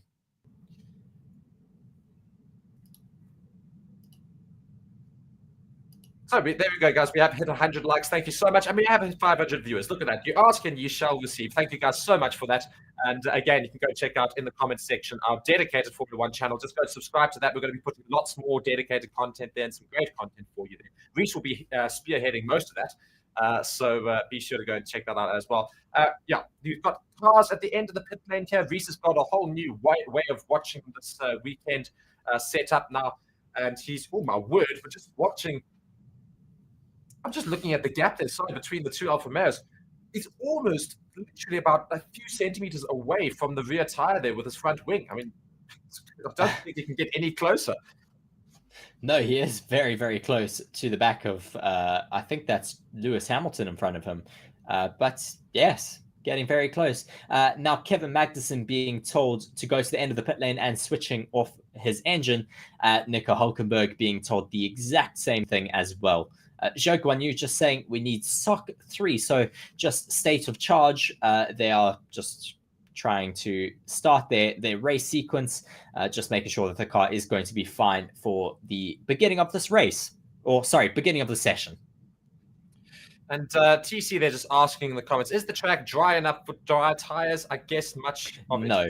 No, it's definitely still for intermediate. Everyone is out on inters at the moment. Definitely intermediate conditions right now, so we won't see dry tires. I'm sure we'll probably see similar to yesterday in terms of qualifying, where we started with intermediate tires. The first qualifying session was all on inters. The second one was half inters, half dry tires. The third session was only dry tires. I'm sure we're going to probably get a similar sort of thing, maybe a little bit longer on the inters because, of course, each session is a little bit shorter. But the track has been drying for a little while now, so maybe they can try and dry it up quickly with their own cars as well when they go around on their fast laps. With wet conditions, of course, it's going to make an effect as to who gets through each session. And again, as I reiterated, it's very, very short sessions and a very, very long track. So they won't have that many attempts to get a fast lap in. So if somebody should break in for track limits or somebody should get a relatively poor lap in, that could be them out of the session. They won't get a second opportunity. So it's absolutely crucial for all the drivers to nail their laps. Yes, I completely agree with you, Mark. Drivers have to be very careful and really try their best not to make any mistakes here, because any mistake could end you getting your lap time deleted, and you might not have enough time to go and put in another banker lap. And here we see the Ferraris now making their way down the pit lane. We've got 3 minutes and 5 seconds to go until the start of the sprint shootout. Yes, not long left to get going here, as we do see quite a lot of cars at the end of that pit lane. We have George Russell as well, sitting all the way at the front, just chilling in his car at the moment, as well as Lando Norris has finally made his way out onto the track.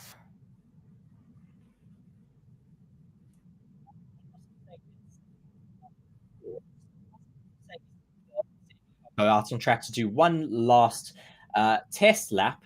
And then we'll see what happens. Sorry, I didn't even hear you for the first half of this. So what were you saying? George Russell has said safety car report. So I think that just means that he's seen the safety car go out for one final check lap. Okay, perfect. So yeah, hopefully we will be absolutely fine. The safety car will give the go-ahead, and we will have the start of the shootout. So we're very, very close to the start of it. And just looking ahead at what's happening for the rest of the day, yeah, I think that's going to be delayed as well. The Formula 2 sprint race is supposed to start at 1:45. I think that will probably be delayed till about 2 o'clock at least. The race for the sprint shootout, at least the sprint itself, will be at, I think it's 4:30, but maybe that will also be delayed as a result. So I might see it closer to 5 o'clock local track time. So that's what's happening for the rest of the day. And we will go on to a separate stream for that. So don't go anywhere at the end of the stream today. We will bring you straight across into the next one as well. Yeah, sprint shootout is just 1 minute and 30 seconds away. Yes, ramping up to be a very exciting session. It's looking a little bit drier than Quali 1 was yesterday. Seeing Lewis Hamilton again in his race seat, just bouncing his head all around. He seems to do this quite often. I wonder why he does it in his car, as we see a massive Mexican wave going through the crowd at the moment. Yeah, so just before we do get underway, do let us know who you are supporting for this first session, and let us know who you think is going to get dropped out of this session, the bottom 5 drivers who will be eliminated. 90 seconds left to go. So do we think we're going to have some fighting with the Red Bull engineers and Max Verstappen with regards to what happens with this qualifying session, or do you think they've all covered themselves and they've had a good chat about it since yesterday? Of course, that's in relation to Max Verstappen and his engineer having a bit of a spat after Q2. Will they all be fine today? I think they should be fine. Max did apologize over the radio yesterday when that did happen, so I think he should be all good. Indeed. So we are just 10 seconds away from the start of the sprint shootout, finally, so we can actually talk about something else, and we'll see what happens here. Everyone's on the intermediate tires, and they're desperately trying to get out onto track. Yes, I finally do have all the data and track, maps finally popping up on my screen. So we do now have Lewis Hamilton finally leaving the pits. It's been quite a wait, Mark, but we finally have a whole bunch of cars leaving the pit lane. Doesn't look like there's as much spray being thrown up as we had in Quali 1 yesterday. So this track could dry up quite quickly. But as I say that, going through a Rouge, that section is quite wet. Yeah, Rouge is looking very, very wet right now. So we'll see what happens with the rest of the session here. But I'm sure we'll see enters for most of Q1 and Q2 probably. Interesting to hear, though. Oscar Piastri says that how can a track not be declared wet if we're all on inters and the track is wet? So you're allowed to run on inters anyway, and you're allowed to, and I don't think they'll want people to be able to use softs. I wonder if that means they're allowing people to use the DRS.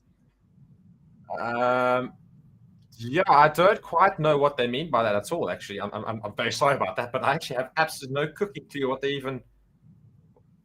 I do agree with that. How can they declare it as dry? And I don't know what ramifications that has.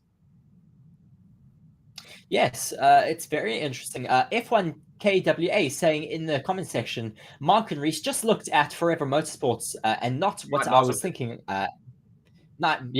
And he's wanting to join us every week, but doesn't want to get all of the other sports as well. Well, we do have a dedicated motorsports channel. It is called Forever Motorsports. So please do be sure to go and subscribe to that channel if you want to only get motorsport-related content. I think he's trying to say that it somehow doesn't have it, but it does. And it's going to be changing quite a bit going forward. It will be having a lot of... yes, we are going to be using a lot more on there. Our main streams will always still be on this channel, so do be sure to stick on this channel here because this is where we build our main streams, but just turn on notifications for the Forever's Motorsports playlist. You can do that as well on YouTube. So if you don't want to see the rugby stuff, that's what you can do. And otherwise, yeah, we will bring you across from the Forever Motorsports channel. There will always give a little message as to relating to the live videos that we do as well.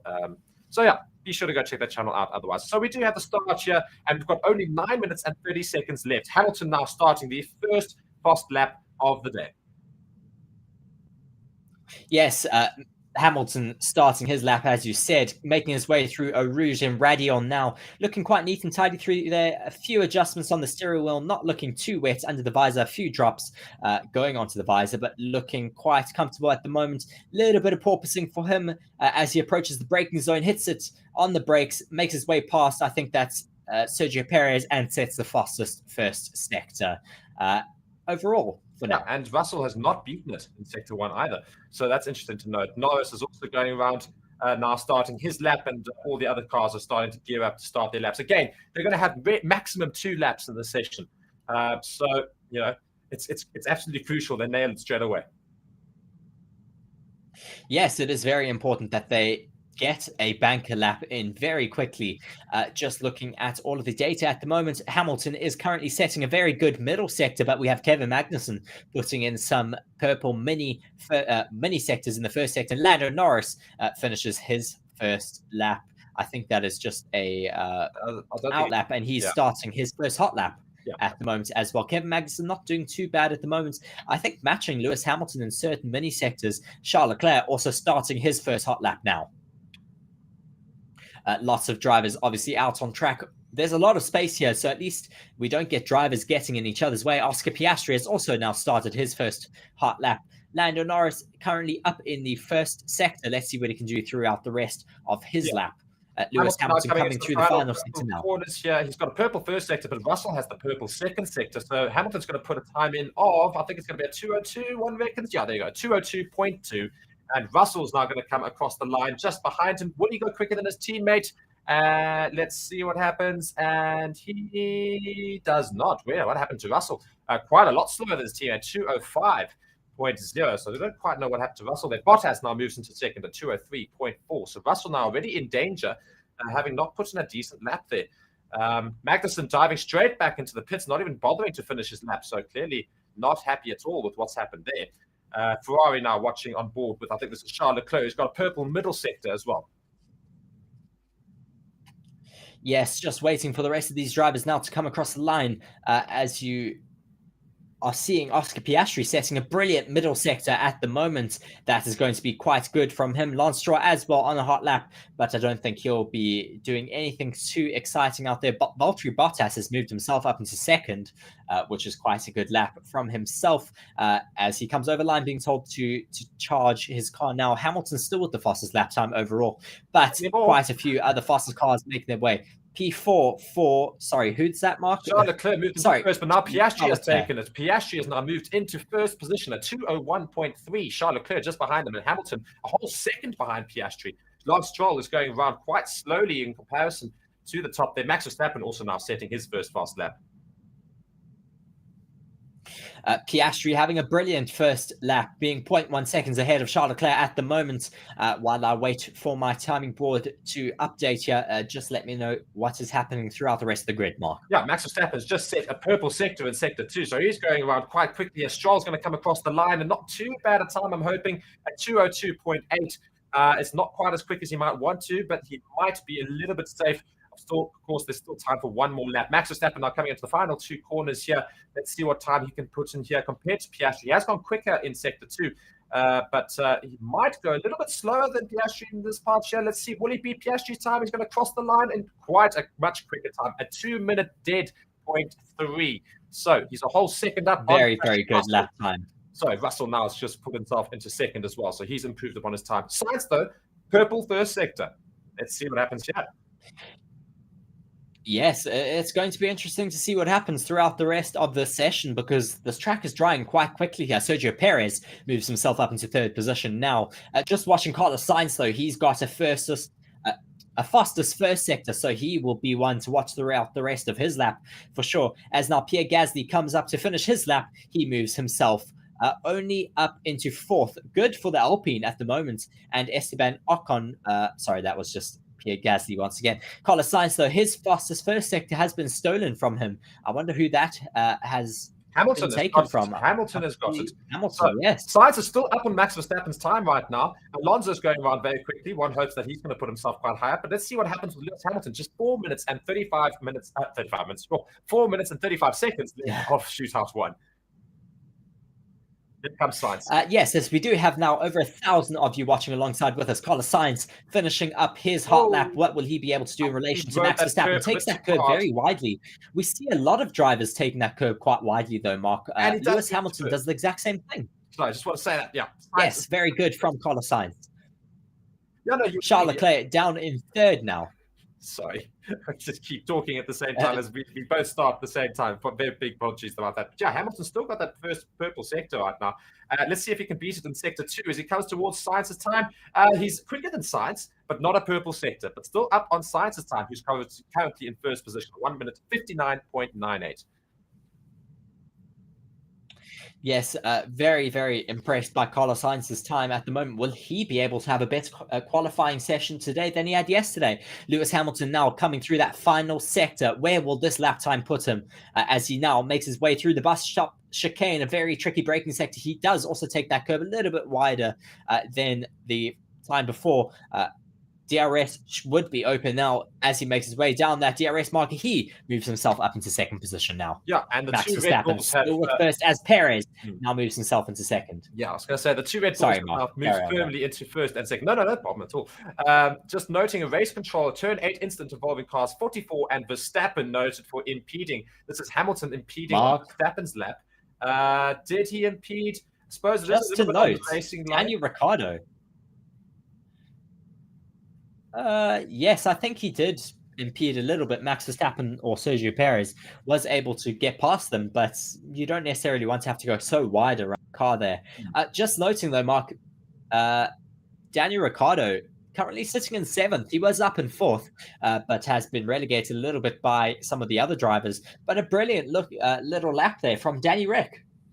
And very disappointing to see from Haas. I don't think they're going to get any lap times in the shootout. Both of them have went straight back into the pits after their first attempt and started again, and they both come back into the pits again, which means that they clearly don't back the time, and they're not putting in nearly the sort of times they want to do. So not looking good for Haas. I don't think they're going to get a lap in this whole race, this whole session, I mean.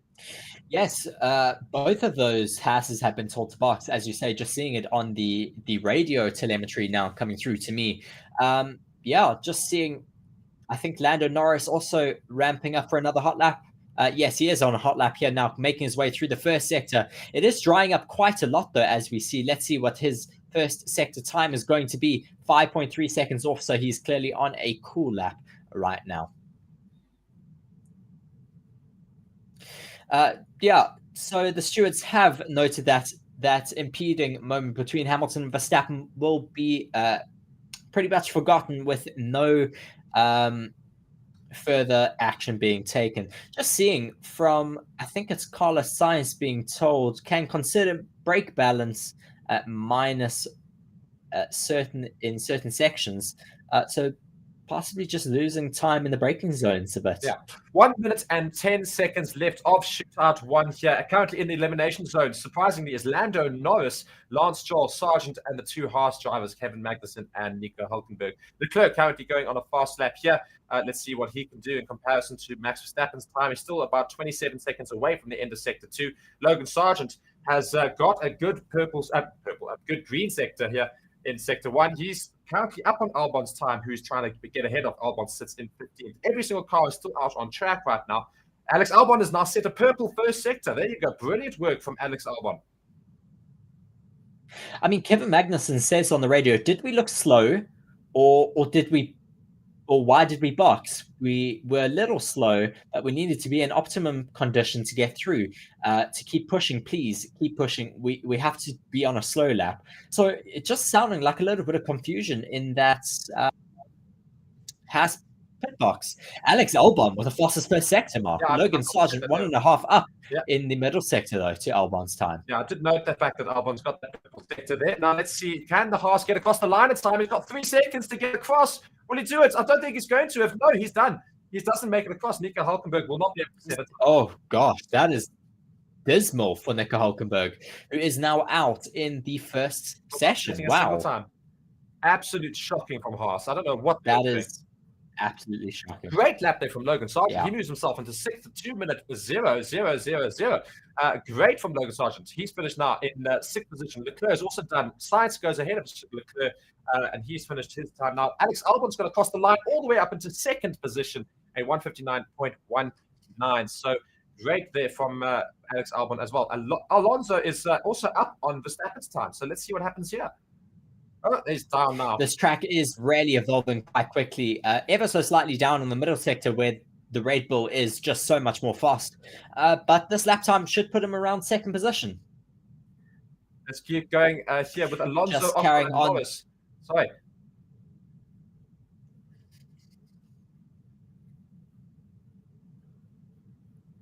So currently looking, Zhou is in trouble here. Alonso, Stroll, and Norris still in that relegation zone. They still have the ability to take him out. Alonso now crosses the line. He moves it 2nd fastest. So great lap from him. Lando Norris is up on Zhou's time by quite a lot. So he should also move out of that relegation zone.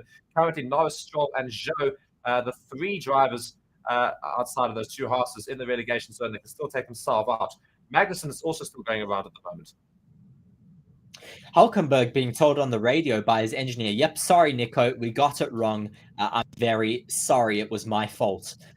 Yeah, so just admitting that they made a massive stuff up on the pit wall. Here comes Lando Norris. Can he get himself out of the elimination zone? Only just, but he does move ahead, and he goes into 12th position. Will he be safe? Possibly. Stroll also only just gets himself out. Now here comes Pierre Gasly. He moves ahead. Russell could get eliminated here if Magnussen goes across quicker. He does not. Russell survives. And that is the end of the session there. Hülkenberg, Zhou, Magnussen, Bottas, and Tsunoda, the ones eliminated. So again, Tsunoda has been outperformed by Ricciardo in this qualifying session. Ricciardo makes it through to the next one. Yes, Ricciardo does make it through, but his teammate does not. So this is the first time this season that Daniel Ricciardo has out-qualified his teammate. I think we'll be seeing this pretty much consistently from now onwards, as He should Oh be my a word. better qualifier. Just watching this, oh my word, yes. Haas completely broke their front jack trying to change the tires on Hulkenberg's car. Massive lockup on this replay for George Russell. Very, very big lockup. That would have cost him a lot of time and possibly some floor damage there, Mark. Yeah, I mean, it's certainly got to give it a little bit of damage, maybe. Watching a replay of Sergio Perez perhaps starting his lap, I think he might get caught. Oh, he does, yeah. He was starting his lap, and an Alpine just dove around on the inside to try and get ahead of him, and then they were racing down the start-finish straight. So we had some early racing. Yes, that's a bit cheeky from Esteban Ocon or Pierre Gasly into turn one, just completely ruining that lap for Sergio Perez. I think it's brilliant, though. Sergio Perez is taking forever to start his lap, and the Alpine's like, stop this, I'm not waiting. I'm sure it'll be investigated. The decision they make is very well, maybe. So, yeah, Fernando luckily finding quite a lot of pace out there. We would expect to see some dry tires possibly making their way into Q2. It is looking like it's drying up quite quickly out there. Yeah, indeed. And guys, as we've got a small break here in Shootout 1, all of our major drivers have made it through to the next session at least. Please, let's get us up to 200 likes. We've got almost 1,500 of you watching. Let's keep it going, guys, and keep asking us the questions, of course, in the comments. We will have a look at those which we do see, though we, of course, have a lot of action out on track that we do need to just go look at and follow through. So let's get those likes up. All of you, go and smash that like button right now. Subscribe to the channel and consider becoming a member of the channel as well. Yeah, Meet Reese, any surprises in that session? Well, I mean, other than Alex Albon, who we're pleasantly surprised by all the time because he's just really on form this year. Logan Sargent finding some brilliant time out there on track. He's qualified in this first session up in 9th, Mark. Yeah, I was going to say, it was a great lap from Logan Sargent, so he's done very, very well there to put himself up in the top 10 in that severe shootout. But of course, now we're going to go into the second shootout. Now, as we said earlier, that the amount of time in Q1 is going to have quite an effect on what happens with strategies. They cannot afford to get anything wrong, and Haas did. And as a result, Kevin Magnussen did not get a single time in that session. He crossed the line 1 second after the session ended, so he could not complete a lap. So it just shows you how short the times are in this shootout session. Yes, if you take a big risk like that and you don't get it right, that means, as you said, you can just throw away your entire session. I mean, and they did.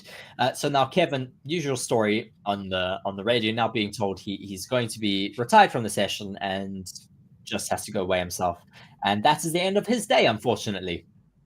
Well, of course, there's a sprint race later, but that's the end of his qualifying session for sure. Just watching a replay of Nico Hulkenberg, it looks like he started a lap and the team told him to back off. Oh, he didn't get across. Oh, sorry. Yes, this is where he didn't get across. Yeah. Yeah. No, Mark, this is earlier on in the session. He started a hot lap. They told him to abort the hot lap and come in for a new set of tires. They completely stuffed themselves up. That is very weird. Sorry, I didn't note that at all. I thought this was the earlier replay, but yeah, that's very, very poor from Haas. Absolutely terrible. Yes, I mean, it's really not a good moment for him. Oh, dear. Aston Martin. They can't really get this wheel off. I wonder if they really cannot get this wheel off Lance Stroll's car. That's going to cause a bit of an issue here. So they need to really get that tire off as quickly as possible here, because that's going to prove a problem. We've got 30 seconds until shootout 2 starts. So we're very, very close to the start of the next one, and they can't get that tire off. So it's quite crucial that they do. All the cars still in the pit boxes. That's a little bit later. It's interesting to note. They're not making their way down the pit lane to try and start. I think it's because weather maybe is dry enough that they can start thinking about other tires soon. I don't know. Not necessarily yet, but certainly I think by the third session, they might well get those dry tires out. Yes, I mean, the sun is shining here. Oh, as someone just falls off the stands there. Yeah, I think we could get dry tires sooner than we expect here. They're still struggling to get this wheel off Lance Stroll's car. That's very concerning for the Aston Martin team. They've tried 2 different wheel guns now, and they cannot get this wheel off. As we do see, the session has been restarted now. Oh, yeah. The second session is underway. Just 10 minutes long this session is. So we've already got only 9 minutes and 30 seconds left until the end of the session. So they really desperately need to get that Aston Martin done. It's looking very, very dry around the track. So maybe they could start getting those dry tires out because parts of the track are very, very dry. Yes, parts of this track is looking quite dry. As we see Lando Norris now leaving the pit lane, it does look like he is on a set of inters, though, still, as Radion and Arouge still look a little bit too slick to be on slick tires just yet. But we'll see what happens throughout the remainder of the session. Oscar Piastri still firmly in the pits, not getting out just yet. A whole bunch of you commenting in the comment section at the moment. Thank you for joining us. Please do be sure to give me your race predictions as well as your sprint race predictions for later this afternoon. It's going to be quite a jam-packed day and jam-packed weekend. Please do be sure to join us for every session throughout the remainder of this weekend as well as throughout the remainder of the season. We have a little bit of a summer break coming up. I think it's about 3 weeks, and then we do get racing again. It's going to be quite a long 3 weeks while we wait for racing to resume. Lando, there are only 2 cars out there at the moment. It's himself and I think Max Verstappen, Daniel Ricciardo and Norris currently out on track, as a whole bunch of other drivers are now joining them. The track, it's interesting to see. I don't see a lot of spray being thrown up by Daniel Ricciardo's tires as he's going around out on track. It may be a good call to come out onto slicks. Lando says it's still drying out quite a bit, but a long way still. Daniel being told, okay, push on your lap. I'll keep you posted on timings and I'll let you push on the in lap. And yeah, we'll see what happens. It's going to be interesting to see when they make that change over to slick tires. I really don't think we're very far away though. No, not at all. I think we're very, very close to the change of tires there. Sorry, I was just quickly setting up for next for later this afternoon. So I've got 7 minutes left of the session. Daniel Ricciardo, of course, managed to make it through to the next session. Could he surprise some people and also get into the next? Sargent saying on the radio, feedback on track conditions, there's a dry line forming. That is what we want to hear. There's a big dry line forming. So yeah, we could have some good lap times being put in as the track dries out, and we could get some slick tires being put on soon as Daniel Ricciardo's on his first hot lap out there today. Purple first sector. Let's see what he can do through the second and third sector now. Yeah, so he's one of the first drivers. Pierre Gasly. Oh, sorry, yeah. Pierre Gasly being told on the radio that he has Daniel Ricciardo coming up behind him, so hopefully he will not impede on him and will get out the way there. Lando Norris also starting his first hot lap now. Yeah, Lando Norris, he hasn't beaten Ricciardo's first sector, which is interesting. Ricciardo's still got that purple sector there in sector 1, so he's going around very quickly, one imagines. So let's see what he can do as he finishes up his lap. Bit of a snap on the steering wheel for Daniel Ricciardo as he made his way through turn 13, making his way through turn 16 and 17 now, coming through those final few corners before that bus stop chicane, making his way through a little bit of spray there, a little bit of a wet patch, but we are seeing a dry line forming extremely quickly now. I don't think we are very far off of dry tires. Yeah, possibly in the next 5 minutes. Yeah, and we've making his way through that bus chicane now. Purple first and second sector coming across the DRS line. Where will this lap time put him? First, of course, because he's the only driver to put in his first lap. Not too bad. 157.6. I definitely think there's a dry line. I wouldn't, if I'm Norris, I wouldn't even come into the finisher's lap here. I would just come to the pits. You've only got 5 minutes left. Get into the pits, put on those soft tires. I reckon you can beat it. Although at the same time, you might want to put a banker in, but it's so long, this track. He really needs to get back. Oh, he's had a terrible last corner there. I think he's going to go slow. Yes, big slide to get ahead. But they need very, very luckily getting ahead of Lando Norris there, even with a bit of a moment in that final corner. Esteban Ocon now out on track, starting a hot lap. Logan Sargent also starting a hot lap. We'll see what he's able to do throughout the remainder of his lap. Charles Leclerc now leaving the pits, as well as Lewis Hamilton. Is anyone brave and a whole enough? Bunch of other drivers. That's the question, Reese. Is anybody brave enough? That's really the question. I mean, I see Alonso and Albon have still not left the pits. Do you think that they're going to try and wait till the last minute to go out on those dry tires and just do it? So Lance has Yellow been flag, told second we're week, going to sorry. box and Yellow flag. Lance 6th Stroll week. has been told we're going to box and hold due to just the dry line forming a little bit too much. It's causing these tires to overheat a bit, and they might just hold and wait until they can. Yeah, sector 3. I think that's Logan Sargent had a spin there. He went off the track there a little. I think he's had a bit of a spin. He's back on track though, and he's all good. So the yellow flag will be subsided, I'm sure, by now.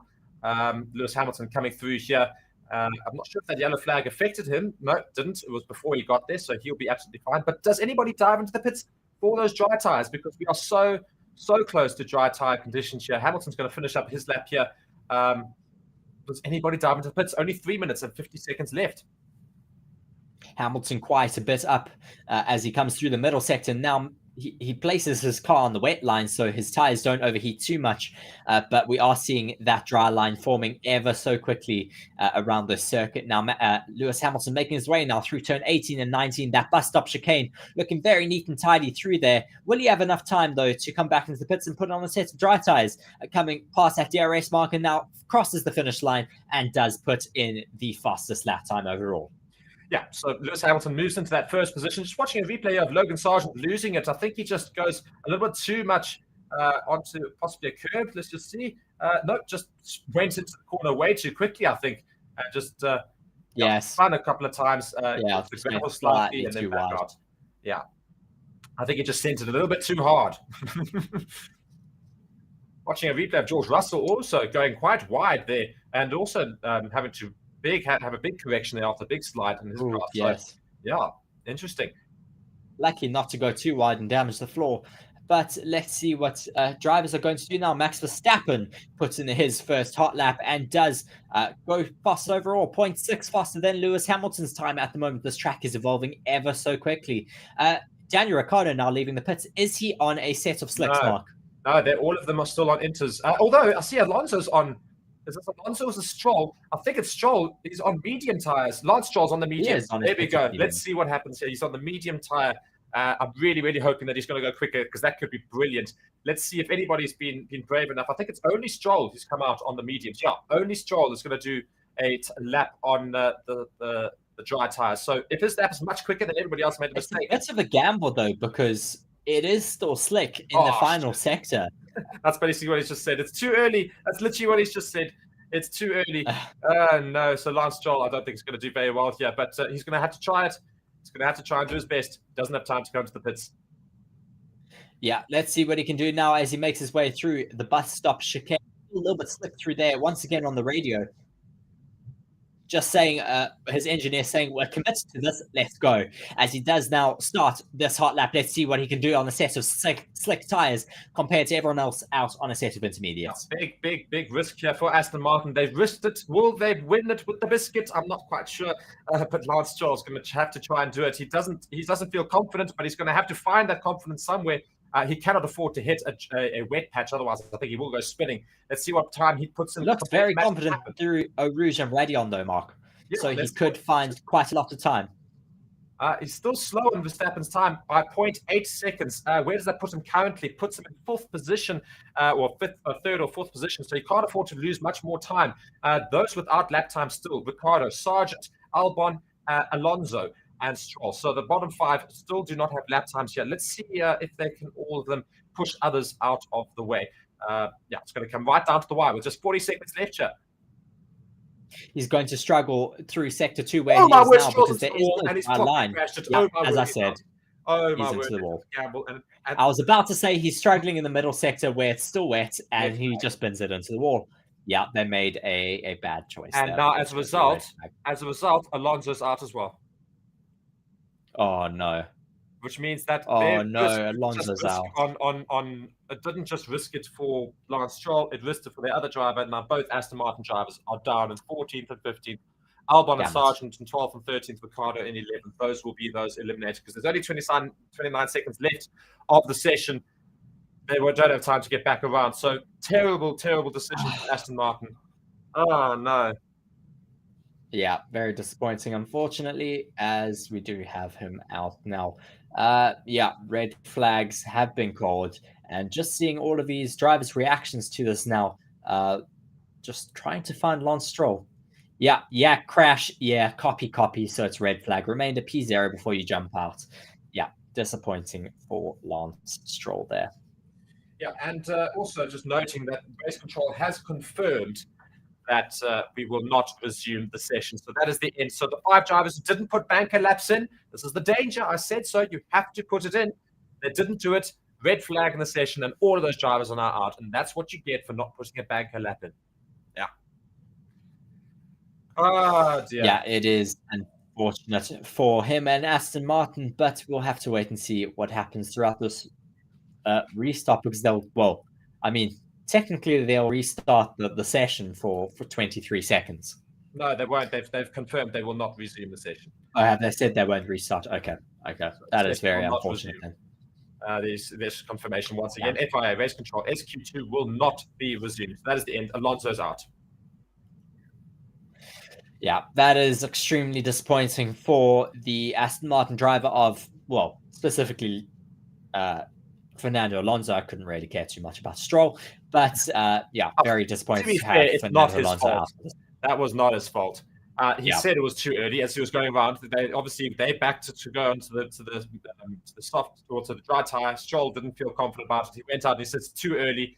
They then said, well, you got to give it all you got anyway. So he went for it, and it was too early. He knew it was, and he picked up a bit too much of a wet patch and spun out. Yeah, I don't think it's really his fault, but unfortunately, it's ruined everybody else's drives here. Albon, I think, could have done well here. Alonso could have done well. I'm sure Ricciardo could have maybe got out of the elimination zone as well, but we will never know because we've got that red flag there. So Ricciardo, Albon, Sargent, Stroll, and Alonso, all of them will not be making it through to the final shootout session, which will be coming up in just a bit. Don't go anywhere. Yes, this final shootout session is going to be very, very exciting as we see Max Verstappen out of the car, interestingly enough, because, of course, there is this red flag. It could be a while until we get the session resumed because they might have to repair that barrier.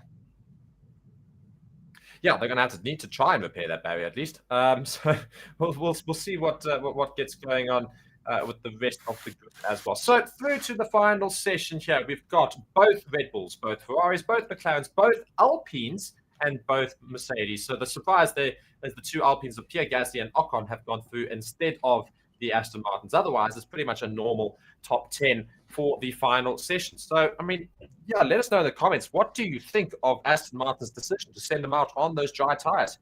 Way too early, but Yes, there was a gamble to be made. They took it, and unfortunately, it landed them into the wall. Unfortunate, but it happens in Formula One at times. We'll have to wait and see what happens in this third session now to see who has the best pace, possibly on a dry track.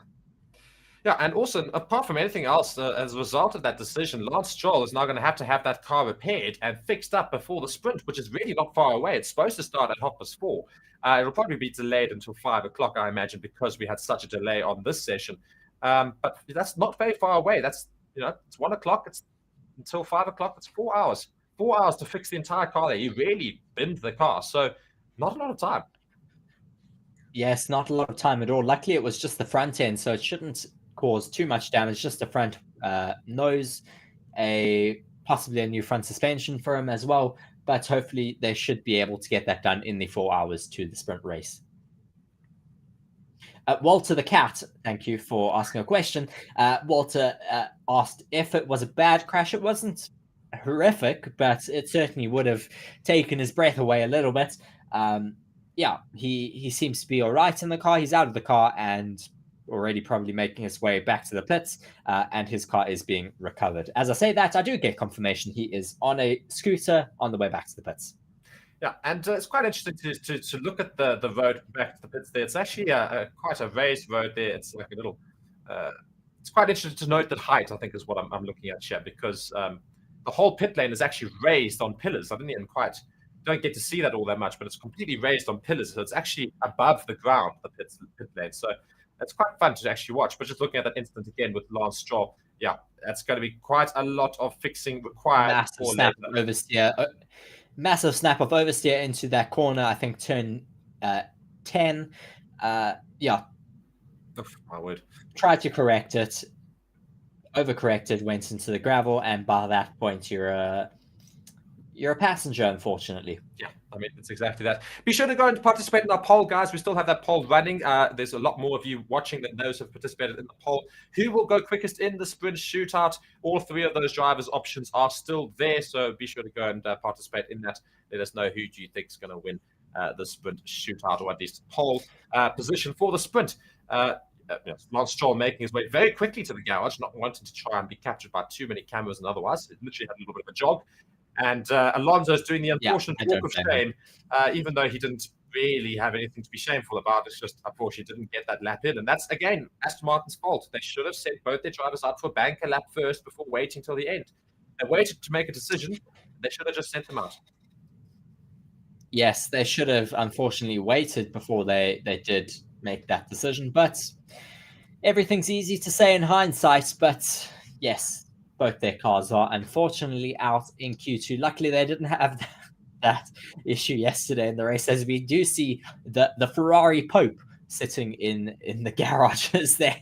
I don't know if you've seen this, Mark, but there's a person pretty much dressed up as the Ferrari version of the Pope. Yeah, no, it's brilliant to see. I love the humor. Oh gosh, these Ferrari fans and just fans in general often making our weekends here.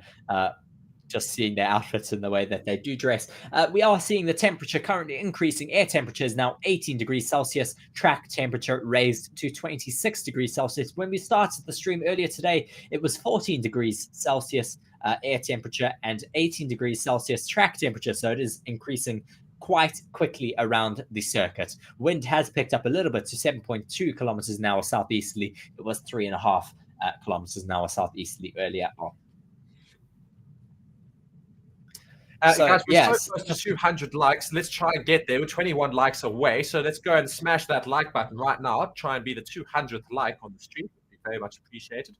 Just confirming Lance Stroll crashed in that session there, and that's why we've got to stop in racing right now. And Nomiselo has just joined the members club. I think that's more for the rugby part of it, but welcome to the members club if you happen to come across to our stream as well. And you guys can also consider becoming a member of Forever Sports, and you can get some exclusive benefits as well. Yes, 3 minutes left to go now until we get underway. They have repaired those barriers, and we should get underway very shortly. Multi, who has just asked that exact question. Amita just reiterating what happened at the end of Quali 2 for the sprint. Just saying Lance Stroll crashed, and unfortunately, because of that, Alonso is out of Q3.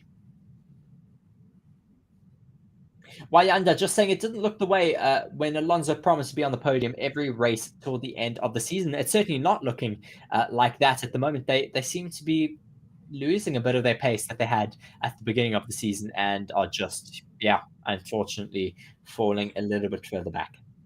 Yeah, and I think they're desperately waiting for that break. Fernando Alonso is literally being interviewed right now. Let's see what he says.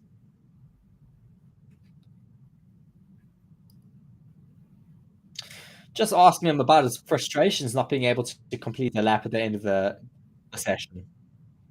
Yeah, and he went and basically answered. Also asked if it was a bit... Sorry, yeah, you're saying? Carry on, Mark. No, I was just saying that he answered to the first question. They says, we didn't put a lap in the beginning, so not a good session for us. So basically just noting the fact that they should have put a banker lap in, I think. And we have hit 200 likes, guys. Thank you so much for doing so. Very, very much appreciated. We have crossed that 200 like mark, which is exactly where we should be. And we're very close to the start of the third session.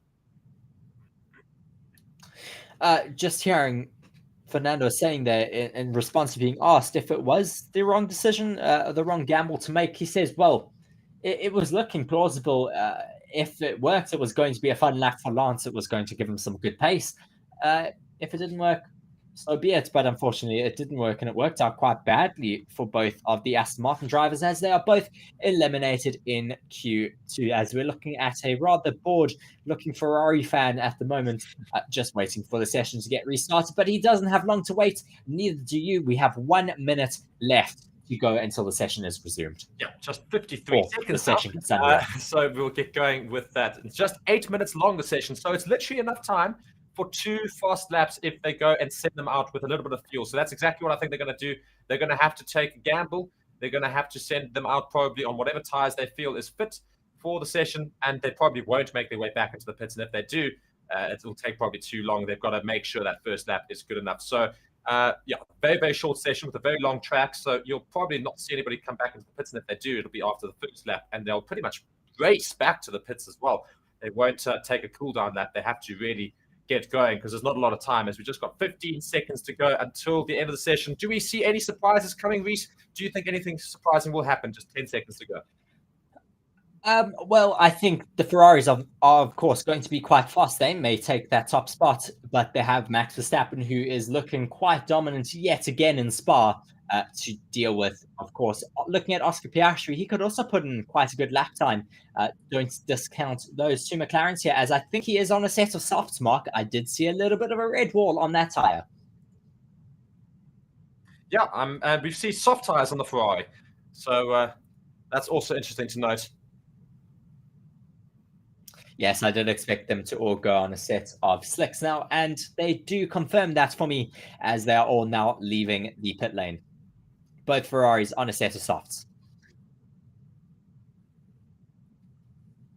If you don't leave on a set of softs, I think you're going to be going straight back into the pits, because I think it's well enough, well dry enough at least to get going.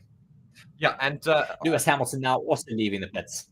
Yeah, and I think maybe a couple of the teams might have been waiting for the others to get out of the pits to see what tyres they're running before even making that decision, just to be absolutely sure, because you don't want to be the only ones out on the wrong set of tyres, let's put it that way. Well, they should know at this point. I don't think you need to be watching other teams to make your decisions. I think you just need to look at the track. Use your eyes, people. It's dry out there now.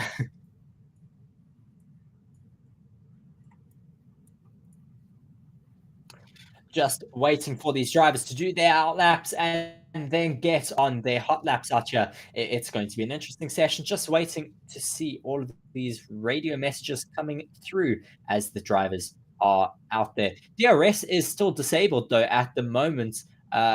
Yeah. Interesting DRS to see. disabled is certainly an interesting one, because now it's just purely down to the pace of the cars without DRS, which I think suits Mercedes a bit more than others, because Mercedes currently don't have that massive of an increase with DRS. So maybe it suits them a little bit more. Hamilton, of course, up, we could see him finishing right near the top, but George Russell's not been looking great this weekend. Let's hopefully see him improve this session. Just 5 minutes and 55 seconds left. So as I say, really not a lot of time here. Basically, do the first lap, have a cool down, and do one more lap. That's what we see. You can't even come into the pits. Still enough time. Hearing from a whole bunch of drivers on the radio, Mark, that turns 8 and 9, Lewis Hamilton notes, are still the worst corners on the track in terms of dampness. According to Oscar Piastri, though, turn 9 is certainly better, but is still slightly wet and has a bit of a wet patch. Turn 9 is, of course, where we did lose Lance Stroll. Sorry, turn 10 it was, rather. Yeah, so that is where it is quite wet still. And we're going to see now the first laps getting put in. Charles Leclerc gearing up to start the first fast lap of the session and the first dry tyre lap of the session, because Lance Stroll would have said that had he not crashed in the previous session. Charles Leclerc now. Leclerc does start to push now. Yes, he comes across the start finish line and approaches the braking zone to start his hot lap. It is looking definitely dry enough for him to be on these slicks as he makes his way through turn 1. A little bit of a correction, but looking stable enough at the moment. Making his way now towards Eau Rouge. Will he be flat out through there? Let's see what he can do. Ever so slight lift through the dip, but he is looking like he is quite confident at the moment. 310 kilometers an hour down that main straight. 312 kilometers an hour now as he approaches that braking zone. Hard on the brakes now into turn 5. Up in the first sector. Charles Leclerc has held on to that first purple sector. Science has not improved upon it. So that's certainly going to be something to watch as well. And let's see if anybody else can take that purple sector away from Charles Leclerc. He's looking very, very quick so far. Quite a few drivers starting their hot laps and finishing up that first sector. And he still holds on to that purple. So will Verstappen get ahead of it as well? He's just started his lap. Norris is still down on Leclerc's time right now. Yes, Leclerc down in the first sector, but we often see drivers making up a lot of time in the middle sector. That is certainly where Max Verstappen and the Red Bulls make up the majority of their time. As I say that now, Charles Leclerc has had that first sector time being stolen away from him. That may very well be Lewis Hamilton, currently on a hot lap at the moment. I think it is Lewis Hamilton who has taken that first fastest sector.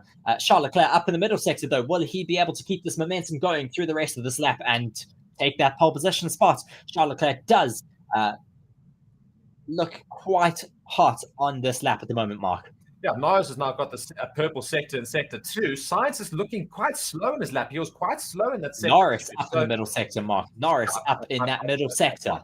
Sainz now, is quite slow. I think let's see when he finishes him, because I don't think he's going to be that close to his teammate. I could be quite wrong, but it looks like about 2 to 3 seconds off of him. Indeed, he is quite far. Finishes his lap time now. Yeah, 2.8 seconds behind. Just waiting to see what Lando Norris can do. He looks much more hooked up through that final sector, as is Lewis Hamilton, though. Norris finishes his lap, and he goes fastest with a 152.5. Hamilton coming through that final sector now as well. Max Verstappen up on Norris's time. Hamilton also looking slightly up on Lando Norris's time. Let's see what he can do through that bus stop chicane. There we go. He does go quickest now. They've got to have a very quick cool down lap here, because there's only really time for one more lap. Max Verstappen has not got any purple sectors. Sector 1 and sector 2, not purple. So will he go across the line quickest in the final? We know he's been very quick in the final sector this weekend. Only second fastest. Hamilton is currently quickest. Ooh, just ever so slightly behind Lewis Hamilton, 0.088. Jos Verstappen not looking very happy. He'll have words with Max Verstappen after the session. Maybe he'll leave him at the petrol station back to their accommodation later this evening. Yes, indeed. We'll see what happens there. But Hamilton currently has the upper hand on Max Verstappen. 2 minutes to go. They will do a bit of a slow lap now. They won't go back into the pits. They'll have to use these tires yet again. Just waiting to see what they can do. I'm just thinking about this right now. We could see a little bit of dirty tactics here from Lewis Hamilton and a few of the other drivers ahead, because I think they might want to try and stop the drivers crossing the line, because it's going to be right down to the wire to start their fast laps again, because we've only got 1 minute 30 seconds left, and they're currently on technically a cool down lap, which could take up to 2 minutes long. So they've really got a motor around here, but of course they slow down right before they start the lap again, so they could stop other drivers completing another lap time. So could be a little bit of dirty tactics, maybe. Yes, we could see some dirty tactics here, but I certainly don't want to see that. You will get a impeding.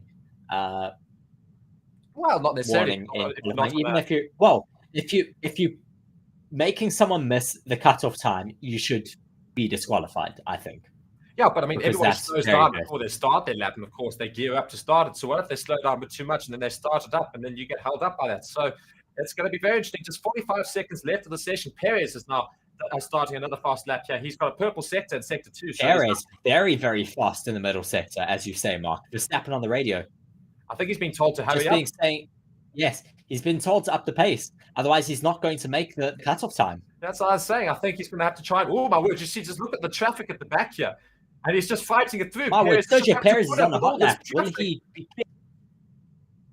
Sergio Perez being absolutely held up here by a whole bunch of traffic? What will this lap time yield for him? He is fastest, though, by 0.8 of a second. So very good lap time for Sergio Perez, waiting for Max Verstappen. Will he make it across the line in time? Yes, he will. How many seconds left of this session? Yes, he will. 3 seconds left. 3 seconds 3, 2, he just makes it out. That is pinpoint precision for the Red Bulls. Yeah. Will this lap time be fast enough for him, though, to take that P1 spot from his teammate Sergio Perez? And the commentator's just making a very good point there, just saying the fact that just shows the difference between Haas and Red Bull. Max Verstappen does get across in time, and Kevin Magnussen didn't. It just Leclerc up in the first sector, Mark. Leclerc up in the first sector. Let's see what he's able to do throughout the rest of his lap. He's looking quite rapid at the moment. 0.1 up on Sergio Perez's first sector time. Looking very neat and tidy through the remainder of sector 2, waiting for the sector time to come through. Pierre Gasly up in the middle sector. Time. Yeah. Lots of drivers finding some great time out on track at the moment. Yeah, and Perez, of course, cannot finish another lap. He's finished his lap, so he's not going to get another lap in. So Gasly could beat Perez. Could Perez drop right down to the bottom in 10th position for the shootout? Because I think everybody's going quicker. Gasly still going very quickly. Sector 1, Sector 2, he's going quickly. Will he get a sub 150? Here he comes across the line. He does go ahead of Perez. A 149.7 for Pierre Gasly. Great lap there. Yes, very, very good lap there for Pierre Gasly just waiting for Charles Leclerc and Carlos Sainz, all finishing up some lap times now. Carlos Sainz goes to the top of the timing boards. Charles Leclerc now finishing up his lap. Let's see where he can put himself. Yeah, Charles Leclerc now coming into the final corner. He's looking to go quickest. Sainz goes quickest now ahead of Charles Leclerc. Now Charles Leclerc comes across the line just behind him, but Max Verstappen seems to be down a little bit on Sainz's time. So could they be ahead? Here comes Piastri. Could Piastri go onto the top? Piastri. Here he goes. He does. 149.0. Piastri up into P1. Verstappen. What can Max Verstappen do? Max And he Verstappen goes about to come quickest. across the Oh, my line. word. Only just. Oh gosh. Only just. 0.011 seconds to Oscar Piastri. That's absolutely phenomenal from Oscar Piastri. I mean, just look at the differences in times there. A 149.0, Piastri 0.011 behind Verstappen, and Sainz just 0.025 behind Verstappen. So close, all three of them. Unbelievable. But Piastri is on the front. Very exciting. Yes, very exciting end to that sprint qualifying session with Piastri. Wow, very, very fast there.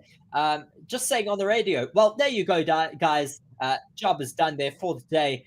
There wasn't much left in that lap, probably 11 milliseconds, but yeah, brilliant lap time from Oscar Piastri. 11 milliseconds is all that it was between himself and Max Verstappen.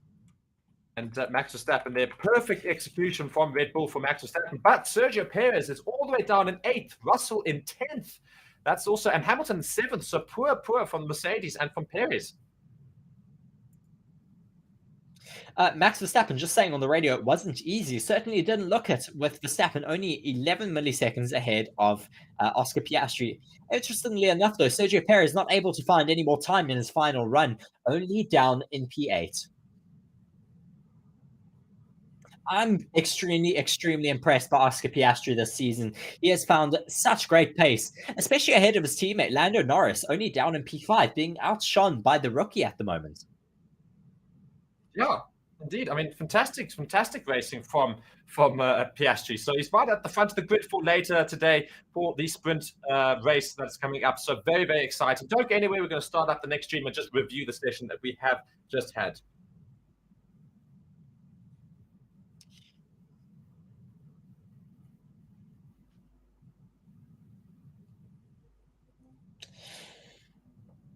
Yeah, I mean, just re-listening to that moment from Oscar Piastri on the radio, obviously gutted to have lost it by 11 milliseconds. But once again, very well done.